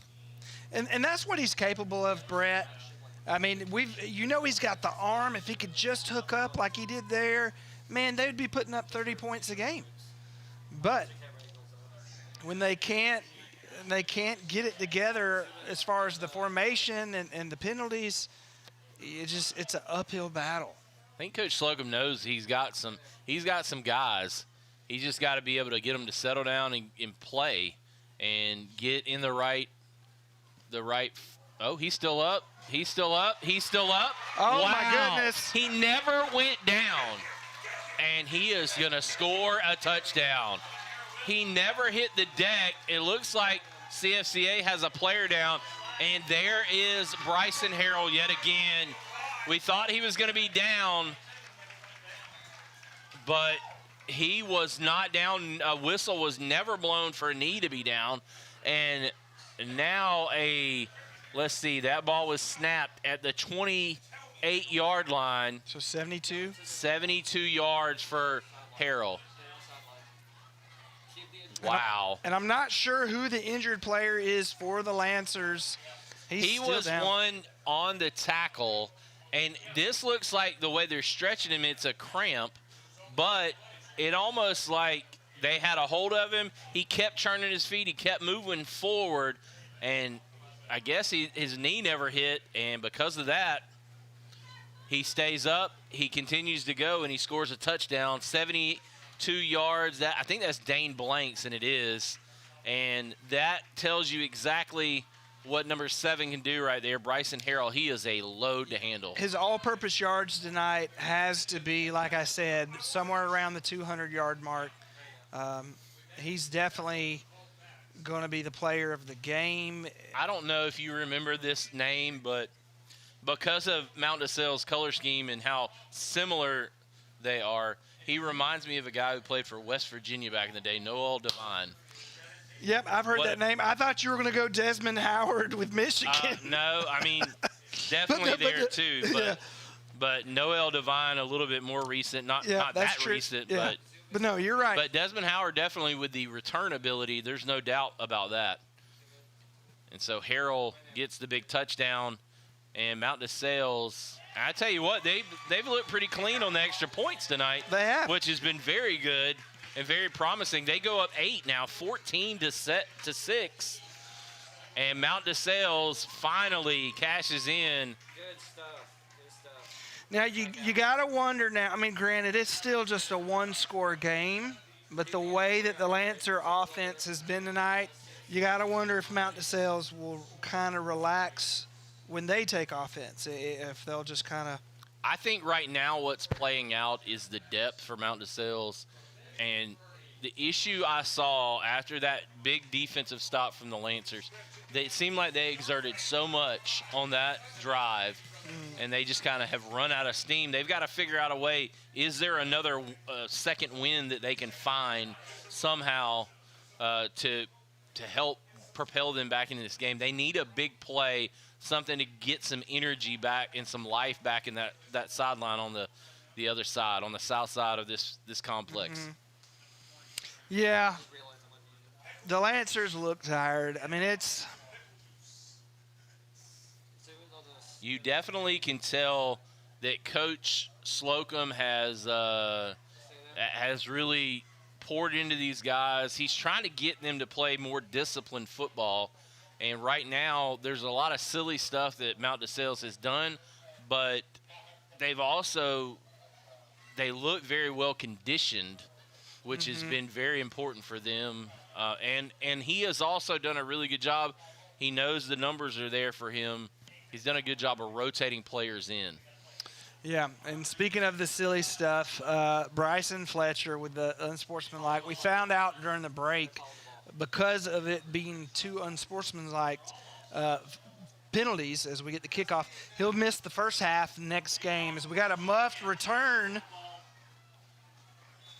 And that almost comes back to Mount DeSales, and that probably would have put a nail in the coffin.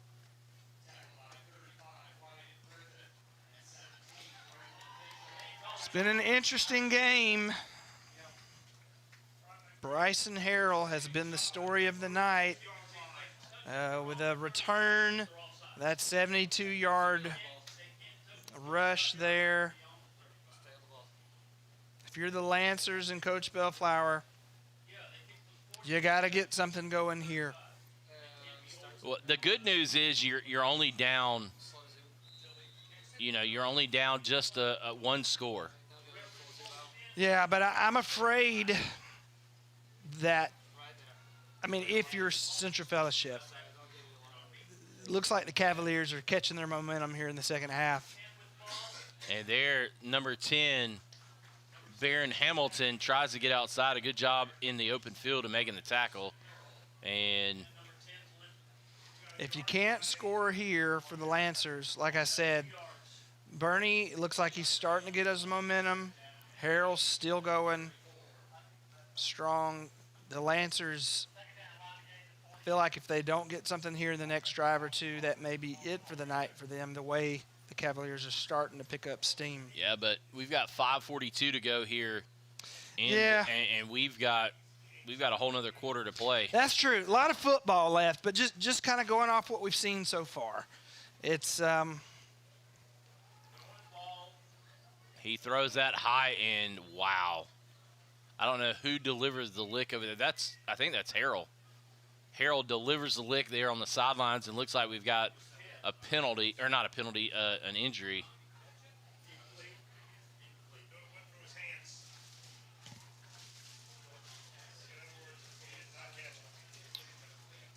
So the Falcons started tonight preseason action. Tua Tagovailoa, the starter. It's going to be interesting to see how that goes. Is Penix hurt still? I know. Yeah, well, so I was listening to some interviews.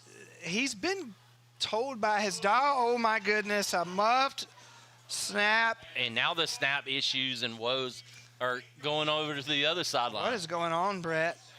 Is it just the first week yips? There's what a do you flag also at the 33-yard line. This looks like in the area of a formation issue. If it's offsides, it would be a dead ball, because in high school, if you line up offsides or if you break the plane, it's automatically a dead ball. So it will be marked off against the Lancers. We'll see the signal here from, and it is a illegal formation, I believe. And things are getting out of hand down in Perry. Yeah, Westfield just took a 3-score lead down in the nest on top of Brookstone. That's going to be a little bit of a shocker, I think, for around the state in GIAA. Mm-hmm. I think a lot of folks thought Brookstone would come over and handle business, but the Hornets down there had some other things to say about that. I think that you're getting the same kind of a matchup up over at FPD, and that is I don't know what the call is here, if it's a face mask. Could be a horse collar. Maybe. Horse collar, you normally have to get your hand inside. Okay, so they're calling a face mask. Wow. Yeah, normally you got to get your hand inside the shirt for the horse collar.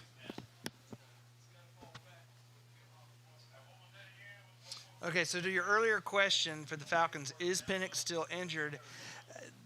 From what I heard, he said he's been given the clear by his doctors to do the normal stuff, but from what he was saying, mentally he's not there. When you've had 2 ACL tears like that, you can be told that you can do all the cutting and throwing and running, but the psyche has to be there to feel confident to still do it. Yeah. So Tua's going to get the start. Penix, we'll see. James Pierce Jr., they handed down his punishment today, 8-game suspension, which you got to consider yourself lucky. He should have, considering what all happened, it could have been a lot worse. He could be in prison right now. So we'll see how the Falcons do this year. Fake the handoff. Welch, he is going to be swallowed up. And he does a good job to at least gain some of what he lost back, but he doesn't get back to the line of scrimmage. So it'll bring up 4th down and 6, we'll call it. Welch did not have a whole lot there.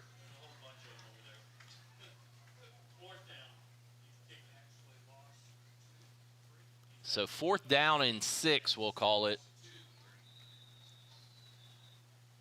And the Lancers are going to take a timeout. We'll take a break with them. Mount DeSales looking to get the football back here. They're up 14-6. We'll take a quick break right here on Middle Georgia Sports Live. Real, recognize real. Real taste, unmistakably Sprite. Real refreshment, crisp lemon lime. You see it and answer the thirst, but never thirsty. Sprite, the clear favorite.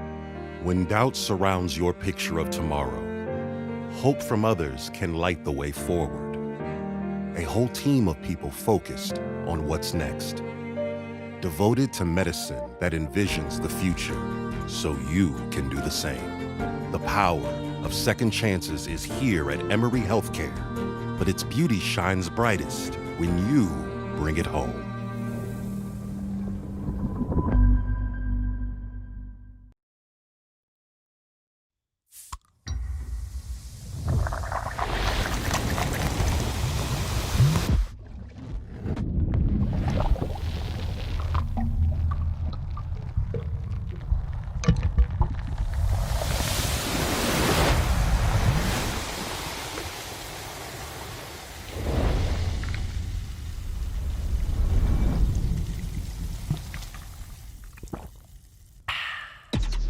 Real, recognize real. Real taste, unmistakably Sprite. Real refreshment, crisp lemon lime. You see it and answer the thirst, but never thirsty. Sprite, the clear favorite. And it is 14-6 here. Cavalier Fields, 2 Macon schools taking on each other right here, and CFCA in a little bit of a precarious spot. 4th down, 6 to go. They're on their own 36-yard line, but they know that they've got a dangerous return man back there in Harrell. You punt it away. You give Mount DeSales the ball back. If they score, you feel like it may be out of reach. So interesting to see what Coach Bellflower comes up with here. It's 4th down and 6. It would be a tough call, but we've seen some tough calls in this game. Mount DeSales decided to go for it inside their own 5-yard line. We understand why with some of their issues with snapping the ball and whatnot. But, yeah, it's we'll see what happens here. It looks like Mount DeSales may be going to play a little bit of punt safe. So we're going to see Braylon Mitchell back to receive the punt this time. So they're going to punt, and he just gets it away, and I don't know where they're going to mark that ball.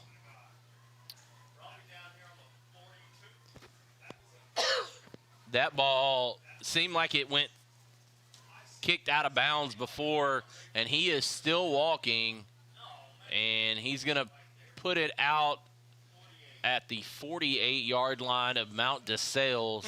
So they will have the ball 1st and 10 in outstanding field position. And, Kyle, I think this has to be a defensive stand for the Lancers, or I think the Cavaliers are going to be in really good shape to pick up win number 1 back under Coach Robert Slocum this second go-round. Yeah. What's crazy is if they win tonight, they're already halfway to their win total from last year. So a lot of just what you're seeing out of the Cavaliers, if they can work on these penalties, get the snap figured out, and quit with the simple mistakes, they're going to have a really up trajectory for the remainder of the year. It'll be a fun team to watch. So Calvary Christian over in Columbus on top 23-14, trying to get win number 1. They're going to pass the ball out here to Gibbs. Gibbs does a good job following his blocking, and we're going to get a flag on, I believe that everything was good. I think it's either 5 or 6. No, it's not 6. It's number 5. I think Eli Battle maybe held on at the end of his block, and that's going to be a hold. I don't think it was necessary, but I think it happened as he was falling down to the ground.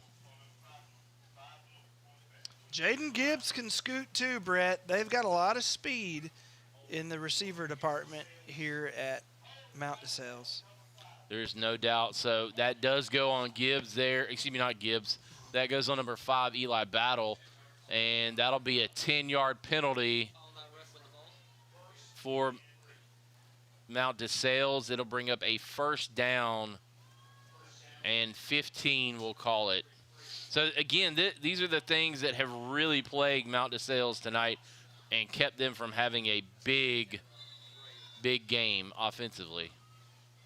We got 3 receivers out to the left there. Let's see where Bernie goes. He throws it deep. And that is a touch. Oh, no, it may not be. I spoke too soon, but he gets his footing, and it is a touchdown. What a pass by Bernie.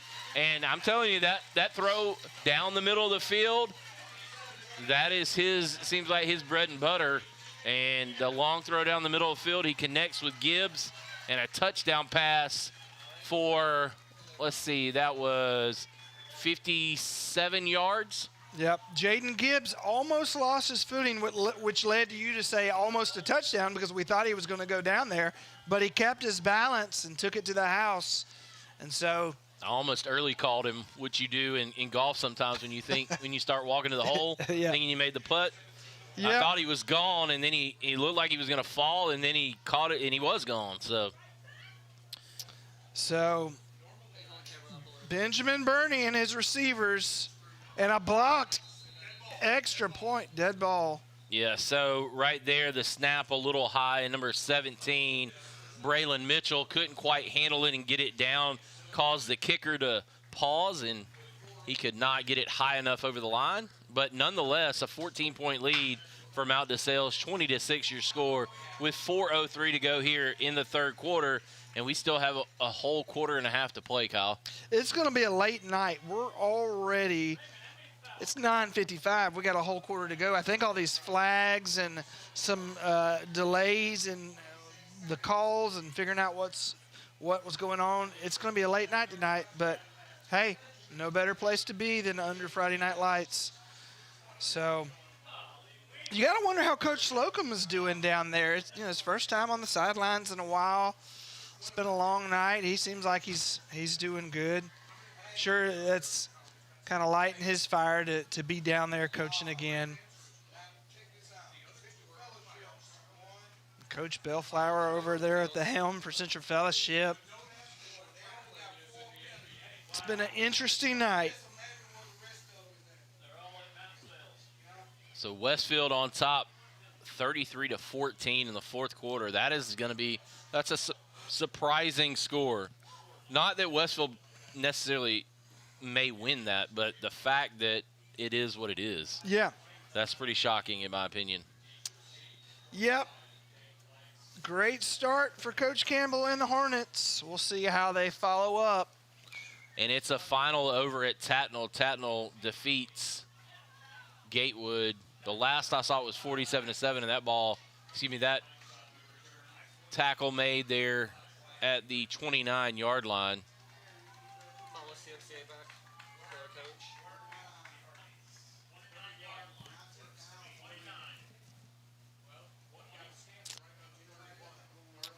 So next week, we've got. They moved it up to the 31-yard line. Sorry, Kyle. No, you're good. Next week, Central Fellowship has Sherwood Christian Academy at home, and then Mount DeSales will be playing. Had it listed somewhere. Here we go. Next week, they're at home as well against Creekside Christian Academy. So Creekside coming into Cavalier Fields next week. That'll be an interesting matchup. Yeah, Creekside was formerly GIAA. I don't know what league they're playing in now, but they hand the ball off here, and it's fumbled, and it's kicked around. Mount DeSales could scoop and score, but they just fall on it, and that is number 20, Carson McElroy, and what a great job. Number 11, Morgan Acero, forces the fumble, and Mount DeSales is in business after the turnover from the Lancers. And again, we saw it about midway through the third quarter. They look tired. I think that's just a tired football team right now. Yep. If you're Coach Bellflower, that's just kind of hard to overcome when the depth is what it is. But like we said, they moved up to 3A this year, so maybe in the later this year, next year, you can add to that depth. We'll see. They have definitely held in with some guys that are very good athletes and had a chance. Gibbs right there picks up 11. So first down and 10 from there inside the 15-yard line down to the 13. So if Mount DeSales can punch it in here, it's going to be a very hard uphill task for CFCA. So if they go down 3 scores, if you're Coach Bellflower, you got to just open it up, right? I mean, when you come back on offense, you might as well. I mean, you're down 3 scores. Just open up the playbook and go for it. I think at this point, right now, you're playing for, and there's a penalty. I think you're playing for next week right now if they punch it in. I think you're playing for execution. Especially if you feel like, hey, man, our team's at a point mentally and maybe physically where we need to just hone in on some things that we can get good at, and let's try to focus on that.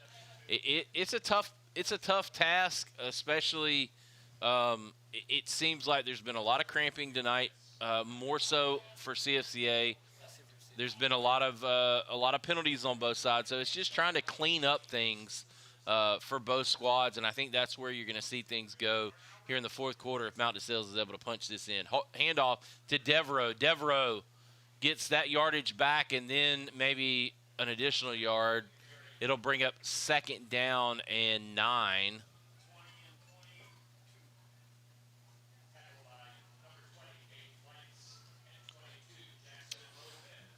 Again, a final over at Tatnall, 47-7.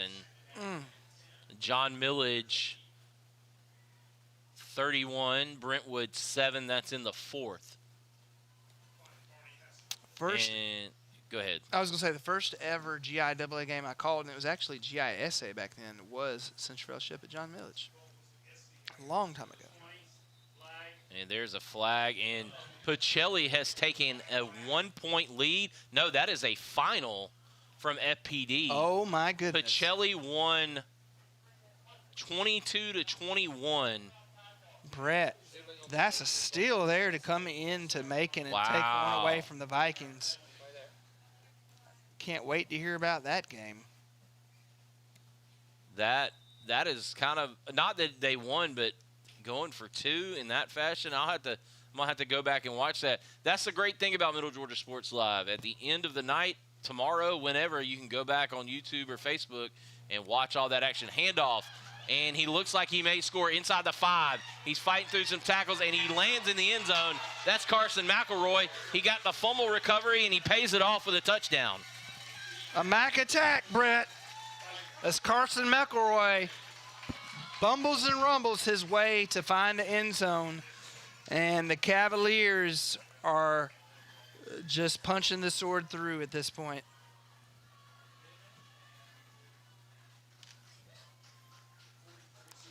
So the score is actually 27, no. Should be 26 to, yes, there it is. 26-6. And so this is what you want to see if you're Coach Slocum. You want to see your offense we could see the signs of a good offense there. You had Bryson Harrell with his speed, Bernie with the arm, and more special teams woes for the Cavaliers. My goodness. You know, Brett, as long as they can keep scoring at this rate throughout the rest of the year, I guess they'll be okay. But you want to clean this up.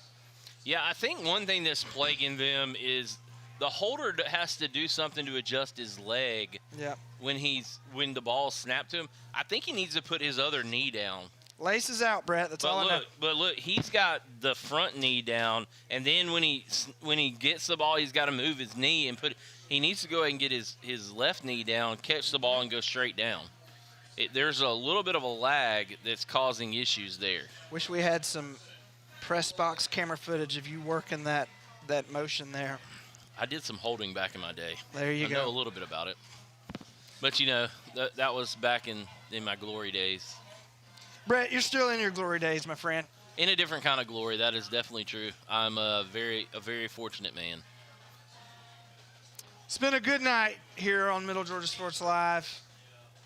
I've been very happy with just things in general and how well things, knock on wood, have seemed to have gone tonight. Mm-hmm. I'm very proud of the guys for the execution, and some of our guys from over in the Georgia-Alabama Sports Live market coming over and pinch hitting for us as we had a late ad we had to have. But, you know, all in all, it's been a great night. We're going to have more nights like this throughout the year, and it's going to be exciting. So, did Carter Welch receive that? The quarterback, Welch. Wow. With the return, he's able to avoid some tacklers and gets out to the 24. And right now, like I said, I think for Coach Bellflower, this has got to be more about you, more about your team, more about executing what you want to do moving forward, and less about that scoreboard over there. Yeah. Carter Welch, a Swiss Army knife tonight. Outside linebacker, quarterback, return man. And, of course, Emory Healthcare, one of our sponsors for tonight. I'm sure Central Fellowship, after some of the plays they've had tonight, just having to play on both sides and their endurance, they could probably use maybe an IV bag from Emory Healthcare. A little something. No doubt. But this is going to be important time for them. Like I said, try to build that identity. And number 10, Barron Hamilton, trying to catch it and make a move inside and can't secure the catch to start with. So that ball goes to the deck, 2nd down and 10. So go ahead, Kyle. I was going to say, I mean, it's just, like we say, this is the depth. You got to play on both sides. Mount DeSales has players play on both sides. It's not easy. I mean, Travis Hunter for Colorado a couple years back, probably the best I've seen to do it. It's definitely not easy at this level. Yeah, I would say he's probably the best I've seen maybe ever. I mean, Dion did do it. Obviously, Charles Woodson did it a little bit. But they were never really fully receiver. They were more full-time defensive back that played a little bit of receiver. Hunter played in college, played so many snaps. Oh, my goodness. And both positions. And they were talking about, for the Jaguars, he wants to play more receiver, but I don't think they're going to let him do it. I mean, not at this level, not at the NFL. Yeah, he's one of those guys, though. He reminds me a lot of Ricky Williams from the back in the day, Texas Longhorns, Yep. Saints, Yep. Miami Dolphins. Just has a little bit of a different way that he goes about in his mindset, but his production you cannot argue with. And the Cavaliers defense not giving any inches to the Lancers. A little bit of a handoff there. Number 4 for the Cavaliers, Caden Paul, quickly closing in for the tackle there. And this Cavaliers defense, as you mentioned earlier, Brett, they are a sight to see. And great job right there, forcing the tackle for loss. And like you said, Kyle, it's been a good job from the defensive front from Mount DeSales tonight. They have stood up strong, and they have not allowed much of anything in form of a rushing attack for CFCA. Bad snap here, trying to get it off, and he'll be tackled, fumble, ball picked up, and touchdown for Mount DeSales. Number 30, that is Dexter Scarborough. He scores the touchdown on the bad snap. Well, not even really that bad of a snap. A snap that gets away from the number 10, Baron Hamilton. He tries to get it off. He loses it as he's being tackled, and Scarborough picks it up. It scoops and scores, and a great job right there from special teams of Mount DeSales. Brett, I'm going to be honest. The way it looked, Baron Hamilton took the snap. It looked like a direct snap to Hamilton. And the way he threw that, I don't know that it popped out from his hands. It looked like he thought one of his teammates was behind him, and he was just tossing it back to his teammate. But it wasn't his teammate. It was a Cavaliers player. And then all of a sudden, that's a turnover. And now the Cavaliers are just running away with this football game. And that kick is up, and it is good. So 33-6, your score. We'll take a quick break. We'll come back with the kickoff right here on Middle Georgia Sports Live.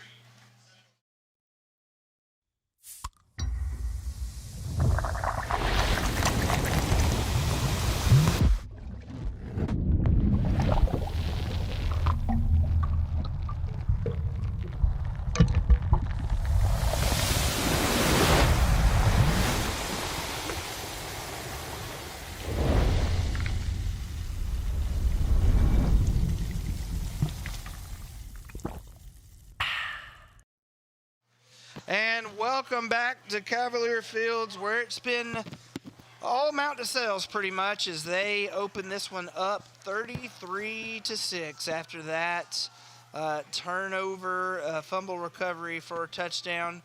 We're going into the fourth here, 33-6 in favor of Coach Slocum's Mount DeSales Cavaliers. So, Brett, what a turn of events there.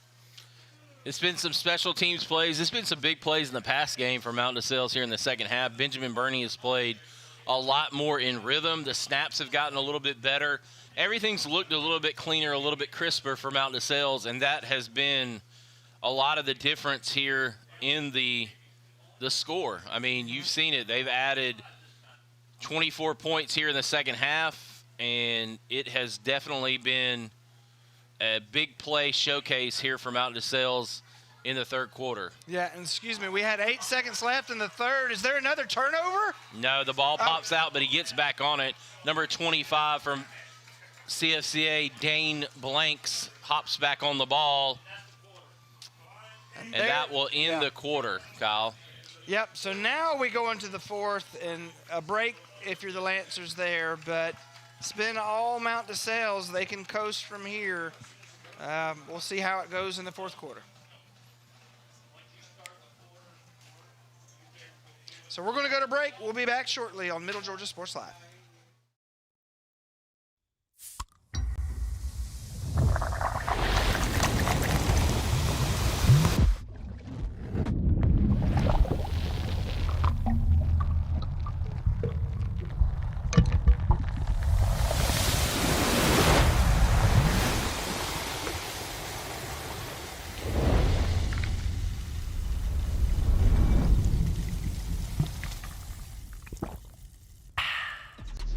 Real recognize real. Real taste, unmistakably Sprite. Real refreshment, crisp lemon lime. You see it and answer the thirst, but never thirsty. Sprite, the clear favorite. Yep. And we are back here inside Cavalier Field, campus of Mount DeSales Academy. And the Cavaliers have taken full control of this contest as we start the fourth quarter. Brett, is there a comeback brewing down in Perry? Looks like Brookstone just got an onside kick. It's 34-20, and they have the ball with 6:18 to go at the 49-yard line. We'll see, can the Hornets hang on, or will it be a comeback for Brookstone? Yeah, Brookstone lost the championship last year to Stratford, and to come out and have been down, what was it, 34-14, 34-13, something like that. Yep. That is, like you had mentioned earlier, not what you expect out of the Brookstone Cougars, but they are hanging in here with 6 minutes left in the fourth. And that ball handed off, and great job. Tackle number 4 for Mount DeSales. That's Caden Paul with the tackle. Great play right there by him. Defensive back coming up and run support. 33-6 your score. I think you're going to see a lot of running the football here in this fourth quarter.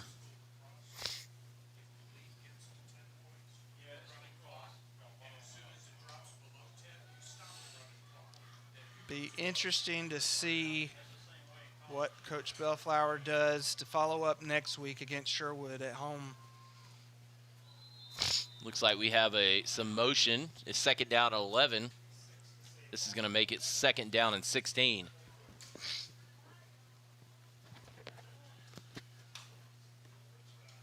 I'm still amazed by that Pacelli FPD score, 22-21.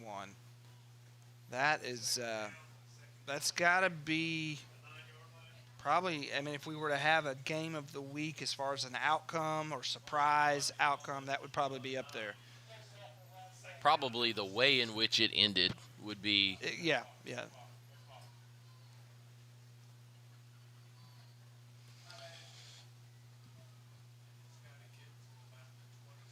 And here we go, another running play, and nothing going for the Lancers, as I believe Welch kept that one. And here's the thing, Brett, we talked about depth.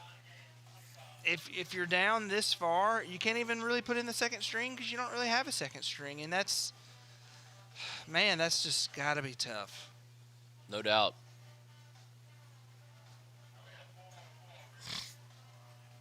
But that's why I said earlier, in this juncture of the game, with the score the way it is, this is about working on you and trying to get better at what you do. And there's a throw, that ball may be intercepted, and it's dropped again.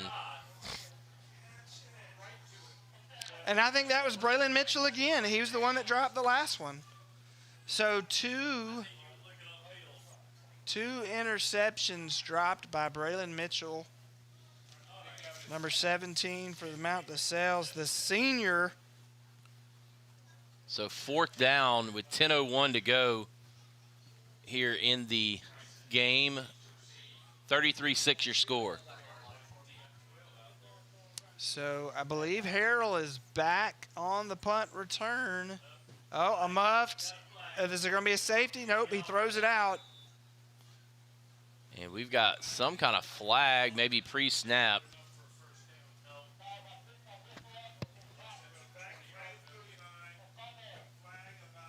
Not sure what the issue, and Brookstone's just scored another touchdown down at Westfield. So with 4:28 to go in that contest.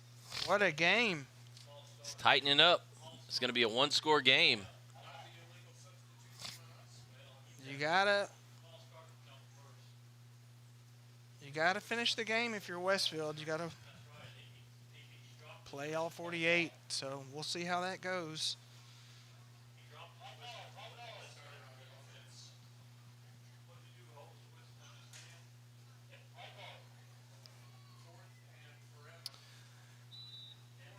So 4th and 15, and Carter Welch is going to receive it in, or the punter, excuse me, is going to receive it in the end zone as he kind of lines that one out. And Harold's got it. He's going to return it. This is going to be a walk-in touchdown. Well, maybe not. He gets upended. He'll be down. No, they're going to give it to him. Call it. He gets over. There is a flag for something. Not sure what the call is. Harold flipped there at the end. He did.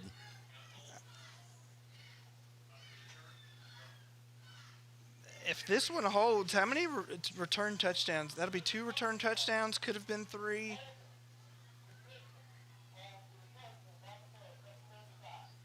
Wow. So another one coming back, it looks like.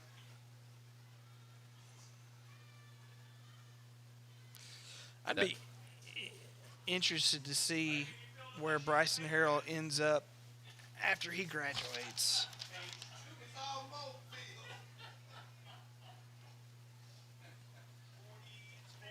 How about this, Brett? Bryson Harrell, a junior. They get him for 1 more year. My goodness. Yeah, he's a good-looking player now. He can really run. Mountain of Sales is going to get the ball at the 44-yard line of their own, of the Lancers.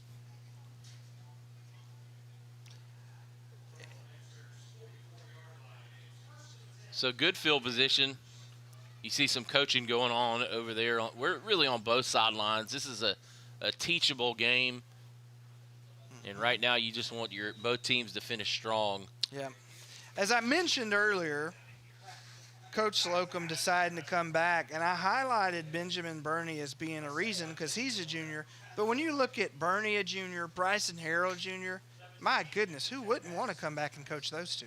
Yeah, so 17 gets the ball there on the rush. That's Braylon Mitchell. He picks up a good chunk of yards, maybe 6 out there to the 39-yard line. Brett, it's a 5-point difference down in Perry now. Yeah, I'm not sold on what that score actually is because it's been a couple different things. So I think it might be 5. It could be 6. I don't know. I had a maybe 5, maybe 6. I was a crazy story real quick. I was in New York City. I was in Lower Manhattan back in 2014. And I had a parking garage attendant. When I asked him what the price of the parking garage was, he said, 50? I was like, is that 15? Or 50? He goes, 50, 35? Oh, there the ball comes loose. And they pick the ball up. Do the Lancers, and they will have good field position at the 38-yard line. That's number 22, Jackson Lopez, with a fumble recovery. Wow. But anyways, I think I ended up paying $50. The guy didn't know what the price was. That's funny. Yep, we were up there to go to Cooperstown. Got to see Bobby Cox and Tom Glavine and Greg Maddox, Joe Torre, and all them get inducted into the Hall of Fame. That was a fun year. But yeah, 5, 6, we don't know. Right now it says 33-28 Westfield. We'll see. Yeah, I don't know.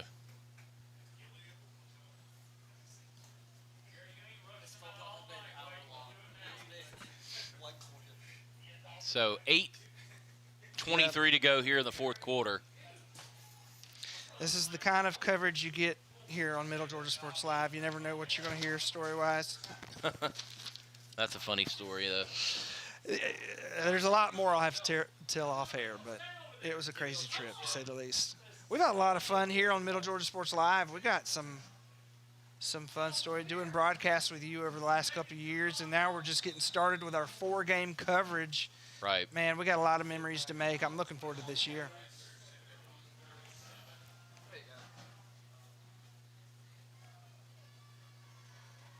Snap back. They're going to hand it off up the middle.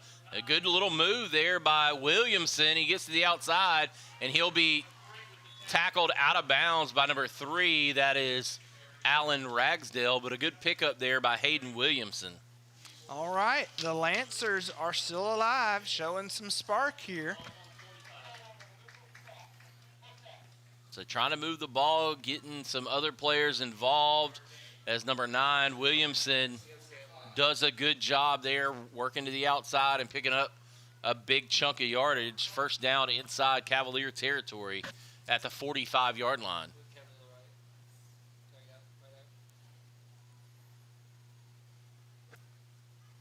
They're going to hand it off again to number 9, Williamson. He fights off some defenders, gets almost back to the line of scrimmage.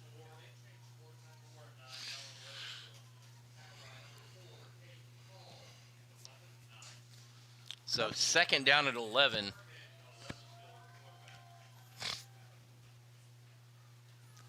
Welch still in the game for the Lancers.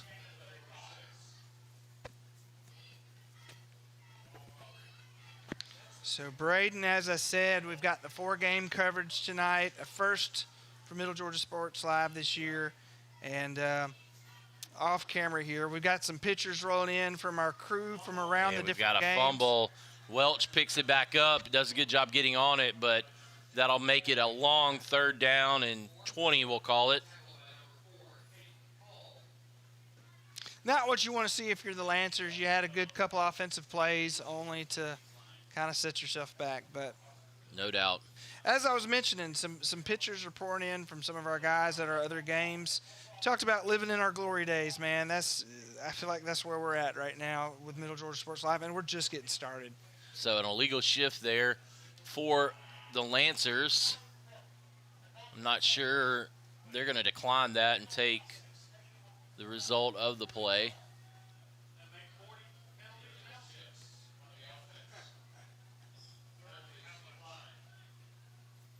Brett, would you say we've had over 25 flags tonight? It feels maybe more. But it's the first game. That kind of stuff's to be expected. But I think there's some silliness that Coach Slocum and Coach Bellflower probably didn't anticipate. They anticipated the false starts, and that pass too far short as that goes over the defender, Alan Ragsdale, who almost got his hands on it.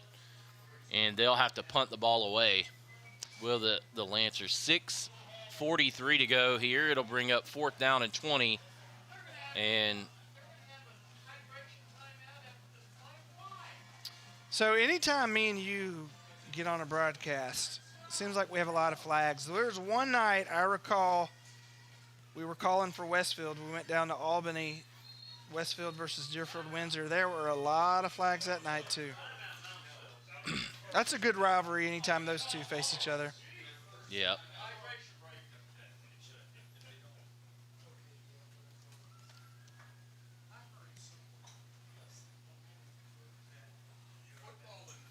So we got college starting in, I think, 16 days, something like that. What do you think Georgia's going to do? They, got close last year. Gunnar Stockton's still at QB. Do you think Georgia can take it all the way this year? Well, I think everything in college football has shifted with NIL, transfer portal. So from year to year, you don't really know what's going to happen, I think somebody's going to come out of nowhere that we're not expecting, like we saw Indiana last year. We've seen some of the team. I mean, Ohio State probably didn't come out of nowhere, but I don't think anybody thought necessarily that with Will Howard transferring there a couple of years ago that they would be as good as they were, especially after losing to Michigan that year. Yeah. So in that sense, maybe they did come out of nowhere a little bit. But, I mean, I think that Indiana's riding that high right now. I would not be surprised if they took a major step back. I think they're going to be a solid program. I'm not trying to cast shade on them at all. Yeah. But the thing you can trust, I think, in the SEC is that Georgia's going to find its way into the playoff. I think Alabama has a lot to prove. That's what I was going to say. And, it's going to be interesting to see if somebody comes out that we're not expecting. Yeah, and it's Alabama, so if they were to be good this year, you couldn't say that they've come out of nowhere. But the last 2 years have not been what they're used to. So I think they may be a surprise this year. Georgia Tech, they've got Mendoza's brother there. They could be a surprise team. And, of course, LSU, they'll have the target on their back after Lane Kiffin did what he did. So it's going to be a fun year. What a good kick, but he slips. He may have outkicked his coverage, but gets fortunate with the slip of – that was number 4, Caden Paul, as the punt returner. But, Kyle, I'll tell you this. You can expect there to be some teams that come out of nowhere. I think everybody's a little high on Ole Miss. I could see them maybe taking a step back. They should have some really good dynamic offensive players. I worry about them on defense. I don't know about the Gators or That's not. what I was going to say. We'll see. So, shout out. We have not done this. Forgive us. Matthew Bogus, our producer tonight, phenomenal job. Him and Logan Veal, our cameraman, awesome job. But, yeah, Matthew over here doing the Gator chop. I think Coach Summerall is – and I'm a Georgia fan, but I think Coach Summerall is going to do a fantastic job for the Gators. He seems like he's on point. That'll be my team to come out of nowhere this year, I think, is the Gators. So Devereaux takes the pitch and takes the carry to the outside.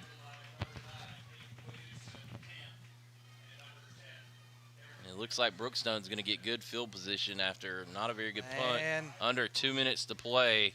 The Cougars are low in the grass, and they're in striking distance. Wow. If we get another, Pacelli coming back and beating the Vikings, FPD, if Brookstone comes back from being down 3 scores and beats Westfield in Perry, this is going to be an insane first week.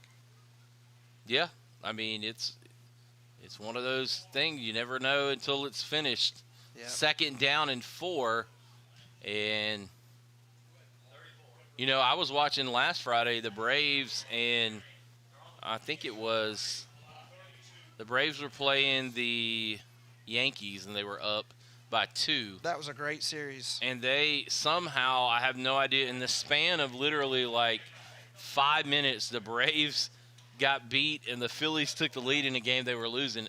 Yeah. Fortunate for the Braves, the Phillies ended up losing in that game. Yeah. But it was just crazy how quick it flipped, and it can do the same in football. I've got to be honest. After the last 2 years the Braves have had, when the Braves started they weren't tanking, but when they started going down in June, I thought that was going to be it. I thought the Phillies were going to come back and get us. But anyways, the Braves have returned, and they're doing great. We're going to take it to a break as we get a timeout. Don't go anywhere. You're watching this on Middle Georgia Sports Live. Real, recognize real. Real taste, unmistakably Sprite. Real refreshment, crisp lemon lime. You see it and answer the thirst, but never thirsty. Sprite, the clear favorite. When doubt surrounds your picture of tomorrow, hope from others can light the way forward. A whole team of people focused on what's next. Devoted to medicine that envisions the future so you can do the same. The power of second chances is here at Emory Healthcare, but its beauty shines brightest when you bring it home.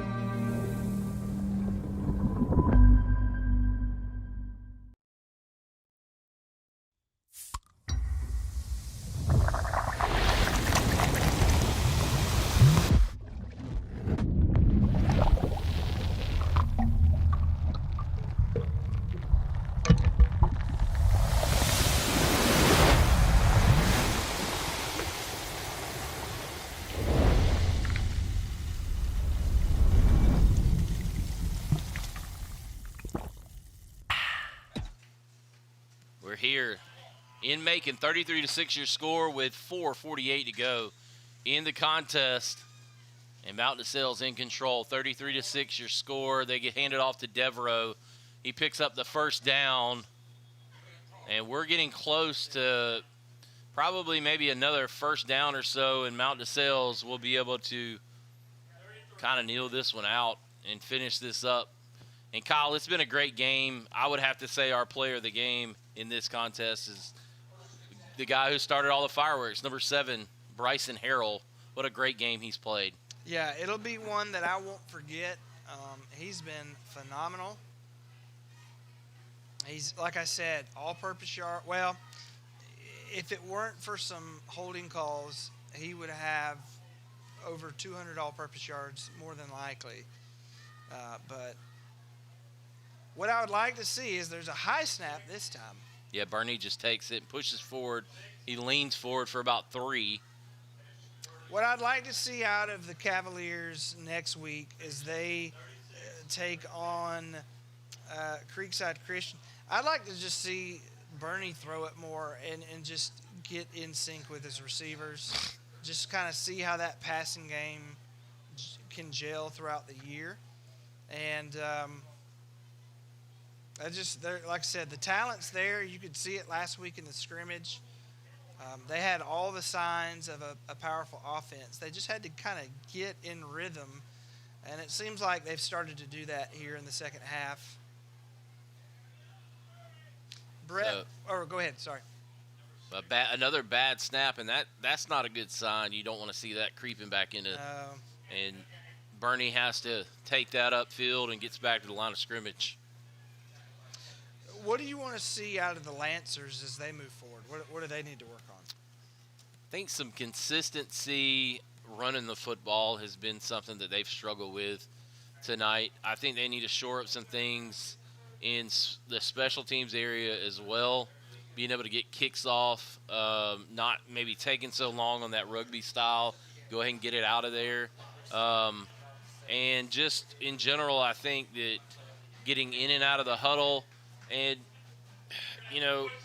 it's going to be tough, man, with the numbers. I think the numbers play against the Lancers, and hopefully they become a little bit more used to it as it looks like we're going to have a delay of game. Hopefully they become a little bit more accustomed to the two-way games. This is their first full game that they played. The scrimmage is a little bit slower pace. It's not quite as full go all the time. You're rotating a lot of different people in. So this has been their first taste, and they're going to see what adjustments they need to make, and maybe even into some conditioning stuff to help better suit them as they move further into the year. Mm-hmm. Yeah, it just, like you say, the running game, I'd like to see more running out of Carter Welch as the quarterback. I feel like he's kind of a dual threat if you can utilize him somehow. Mount DeSalle's defense has been key tonight also, I think. They've been phenomenal. So there's a fumble, and Mount DeSales will turn it over to Central Fellowship with 2:07 to go here in the game. I know you're ahead and you're winning the game, but bad snaps and now a fumble, that's kind of, if you're Coach Slocum, you're kind of scratching your head on that one like, okay, what are we doing? There's definitely going to be a lot on tape for both teams, to say the least. So 2:06 to go here in the ball game. 1st and 10 for CFCA. So Mount DeSales with 33 points, and then Westfield on our other game that we're covering for you, 33 points. So a handoff here to Williamson. He gets to the outside, tries to find the edge. He does. Gets about 8 yards on the play. That'll keep the clock running as he stays in bounds. Brett, there's not much to brag about if you're the Lancers tonight, but Williamson has been here in the second half. He's been a little bit of a spark when he's had the ball in his hands. So 2nd down and 1, we'll call it, but a player is down, 1:51 to go. Brett, I know we mentioned earlier our favorite Coca-Cola drinks. Of course, Coca-Cola is one of our sponsors tonight. I think I'm going to enjoy me a Sprite on the way home. And, of course, Emory Healthcare, our other sponsor. Great ER service. I've been there before, and like I said, just top-notch healthcare and service down there on Watson Boulevard in Warner Robins. So thank you to our sponsors tonight, Coca-Cola and Emory Healthcare. So 1:41 to go here in the ball game. Snap back to Welch. Welch hands it off nowhere to go. That was 14. Cale Sizemore taking the handoff. He loses 5. We got some YouTube action going on our Westfield Brookstone game. Got some comments. We just want to encourage you, if you're watching tonight, like us on Facebook, subscribe on YouTube. You'll get all the Middle Georgia Sports Live coverage that we can bring you, and you'll get it on those 2 platforms there. So make sure to like and subscribe. And Brett, like you mentioned earlier, I think tomorrow and Sunday I may go back and watch some of those other games that we weren't there for, especially the Pacelli FPD game. Right. Looking forward to doing that. And there's Williamson again, Brett. He's been very impressive in this late fourth quarter duty that he's gotten. Yep. So here we are winding down. 42 seconds left. We're in the final 40-something, under 40 seconds in this game and under 40 seconds in our other game. So week 1 winding down here. Can the Lancers squeak out one score before the clock ticks? He's there? tackled.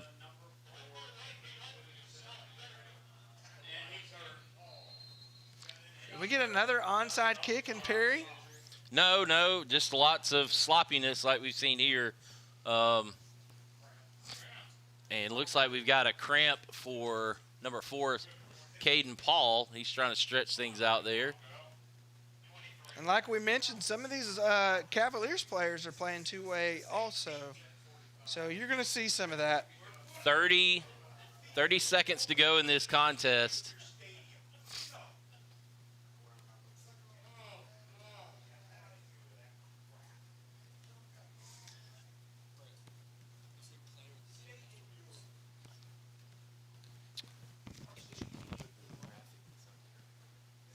So we are winding down here.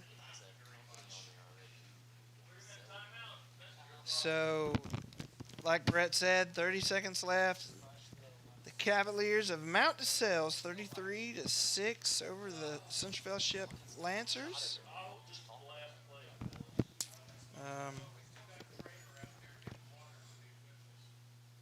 So, little water break for the officials there. I think they can make it. Night. I think they can make it 30 seconds without water. Yeah. So, 2nd down and 12. They're going to throw, and it looks like it's caught for a touchdown. So, the Lancers score with 16 seconds left to go in the game, and a great catch there. You just call that a garbage time touchdown, or I mean, do you think? I think that's number 5, DJ Harden, with the reception. You know, you got to wonder, with the game coming down to the final second, did the Cavaliers maybe let off a little bit there? Either way, I think they've got some youngsters in. You can see a lot of jerseys that haven't been dirtied up or pulled on or anything like that. So I think that's probably the case. And then I think CFCA's got some youngsters in too that are trying to get some valuable playing time, which is good. They're going to hand the ball off to Williamson, and he makes a good move. He's going to get in for the 2-point conversion and make it 33-14. And we've got 16 seconds left to go here in the game, and it's a 19-point deficit. Brett, Hayden Williamson is a sophomore. He's listed as a wide receiver, QB, and D-back. I'm just going to be honest. If I had a player of the game from Central Fellowship, it's him. Williamson has looked super impressive here in the fourth quarter. In fact, speaking of player of the game, I think we have one, I believe. Yeah, we're going to talk about him a little bit when we end there he is. The game. We're getting a shot of him right there. It's going to be number 7, man, Bryson Harrell. What a game he's played.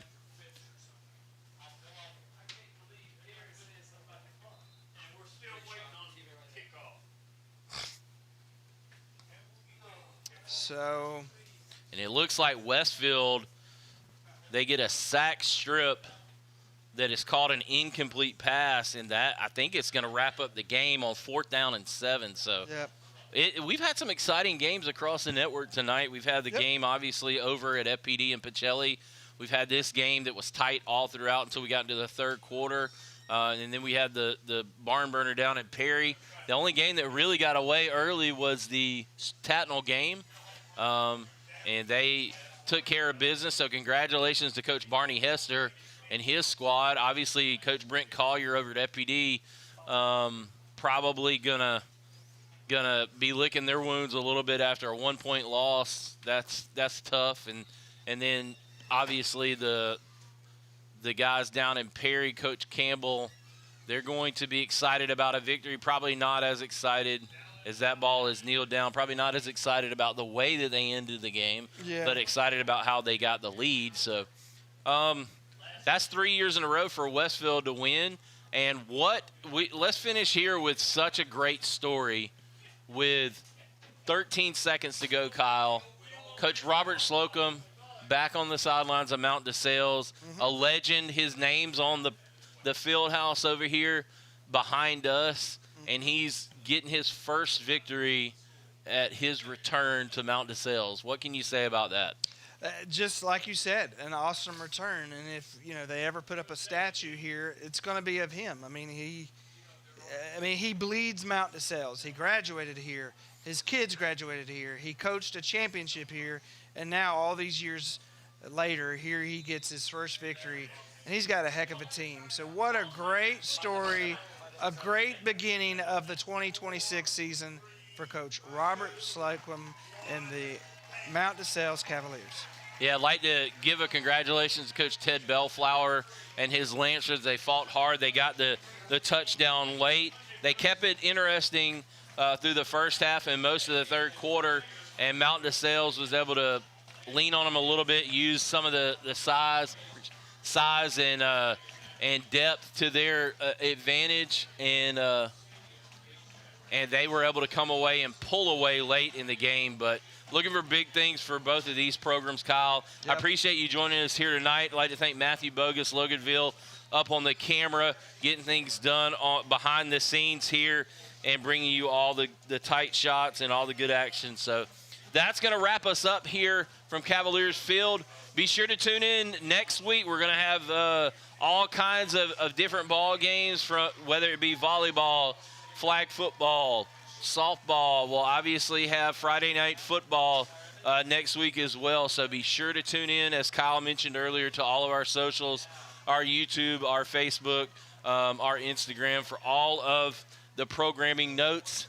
And it's been a great first night, first of many for this year, and we thank you for joining us. We're signing out here on Middle Georgia Sports Live. 3 hours and 15 minutes.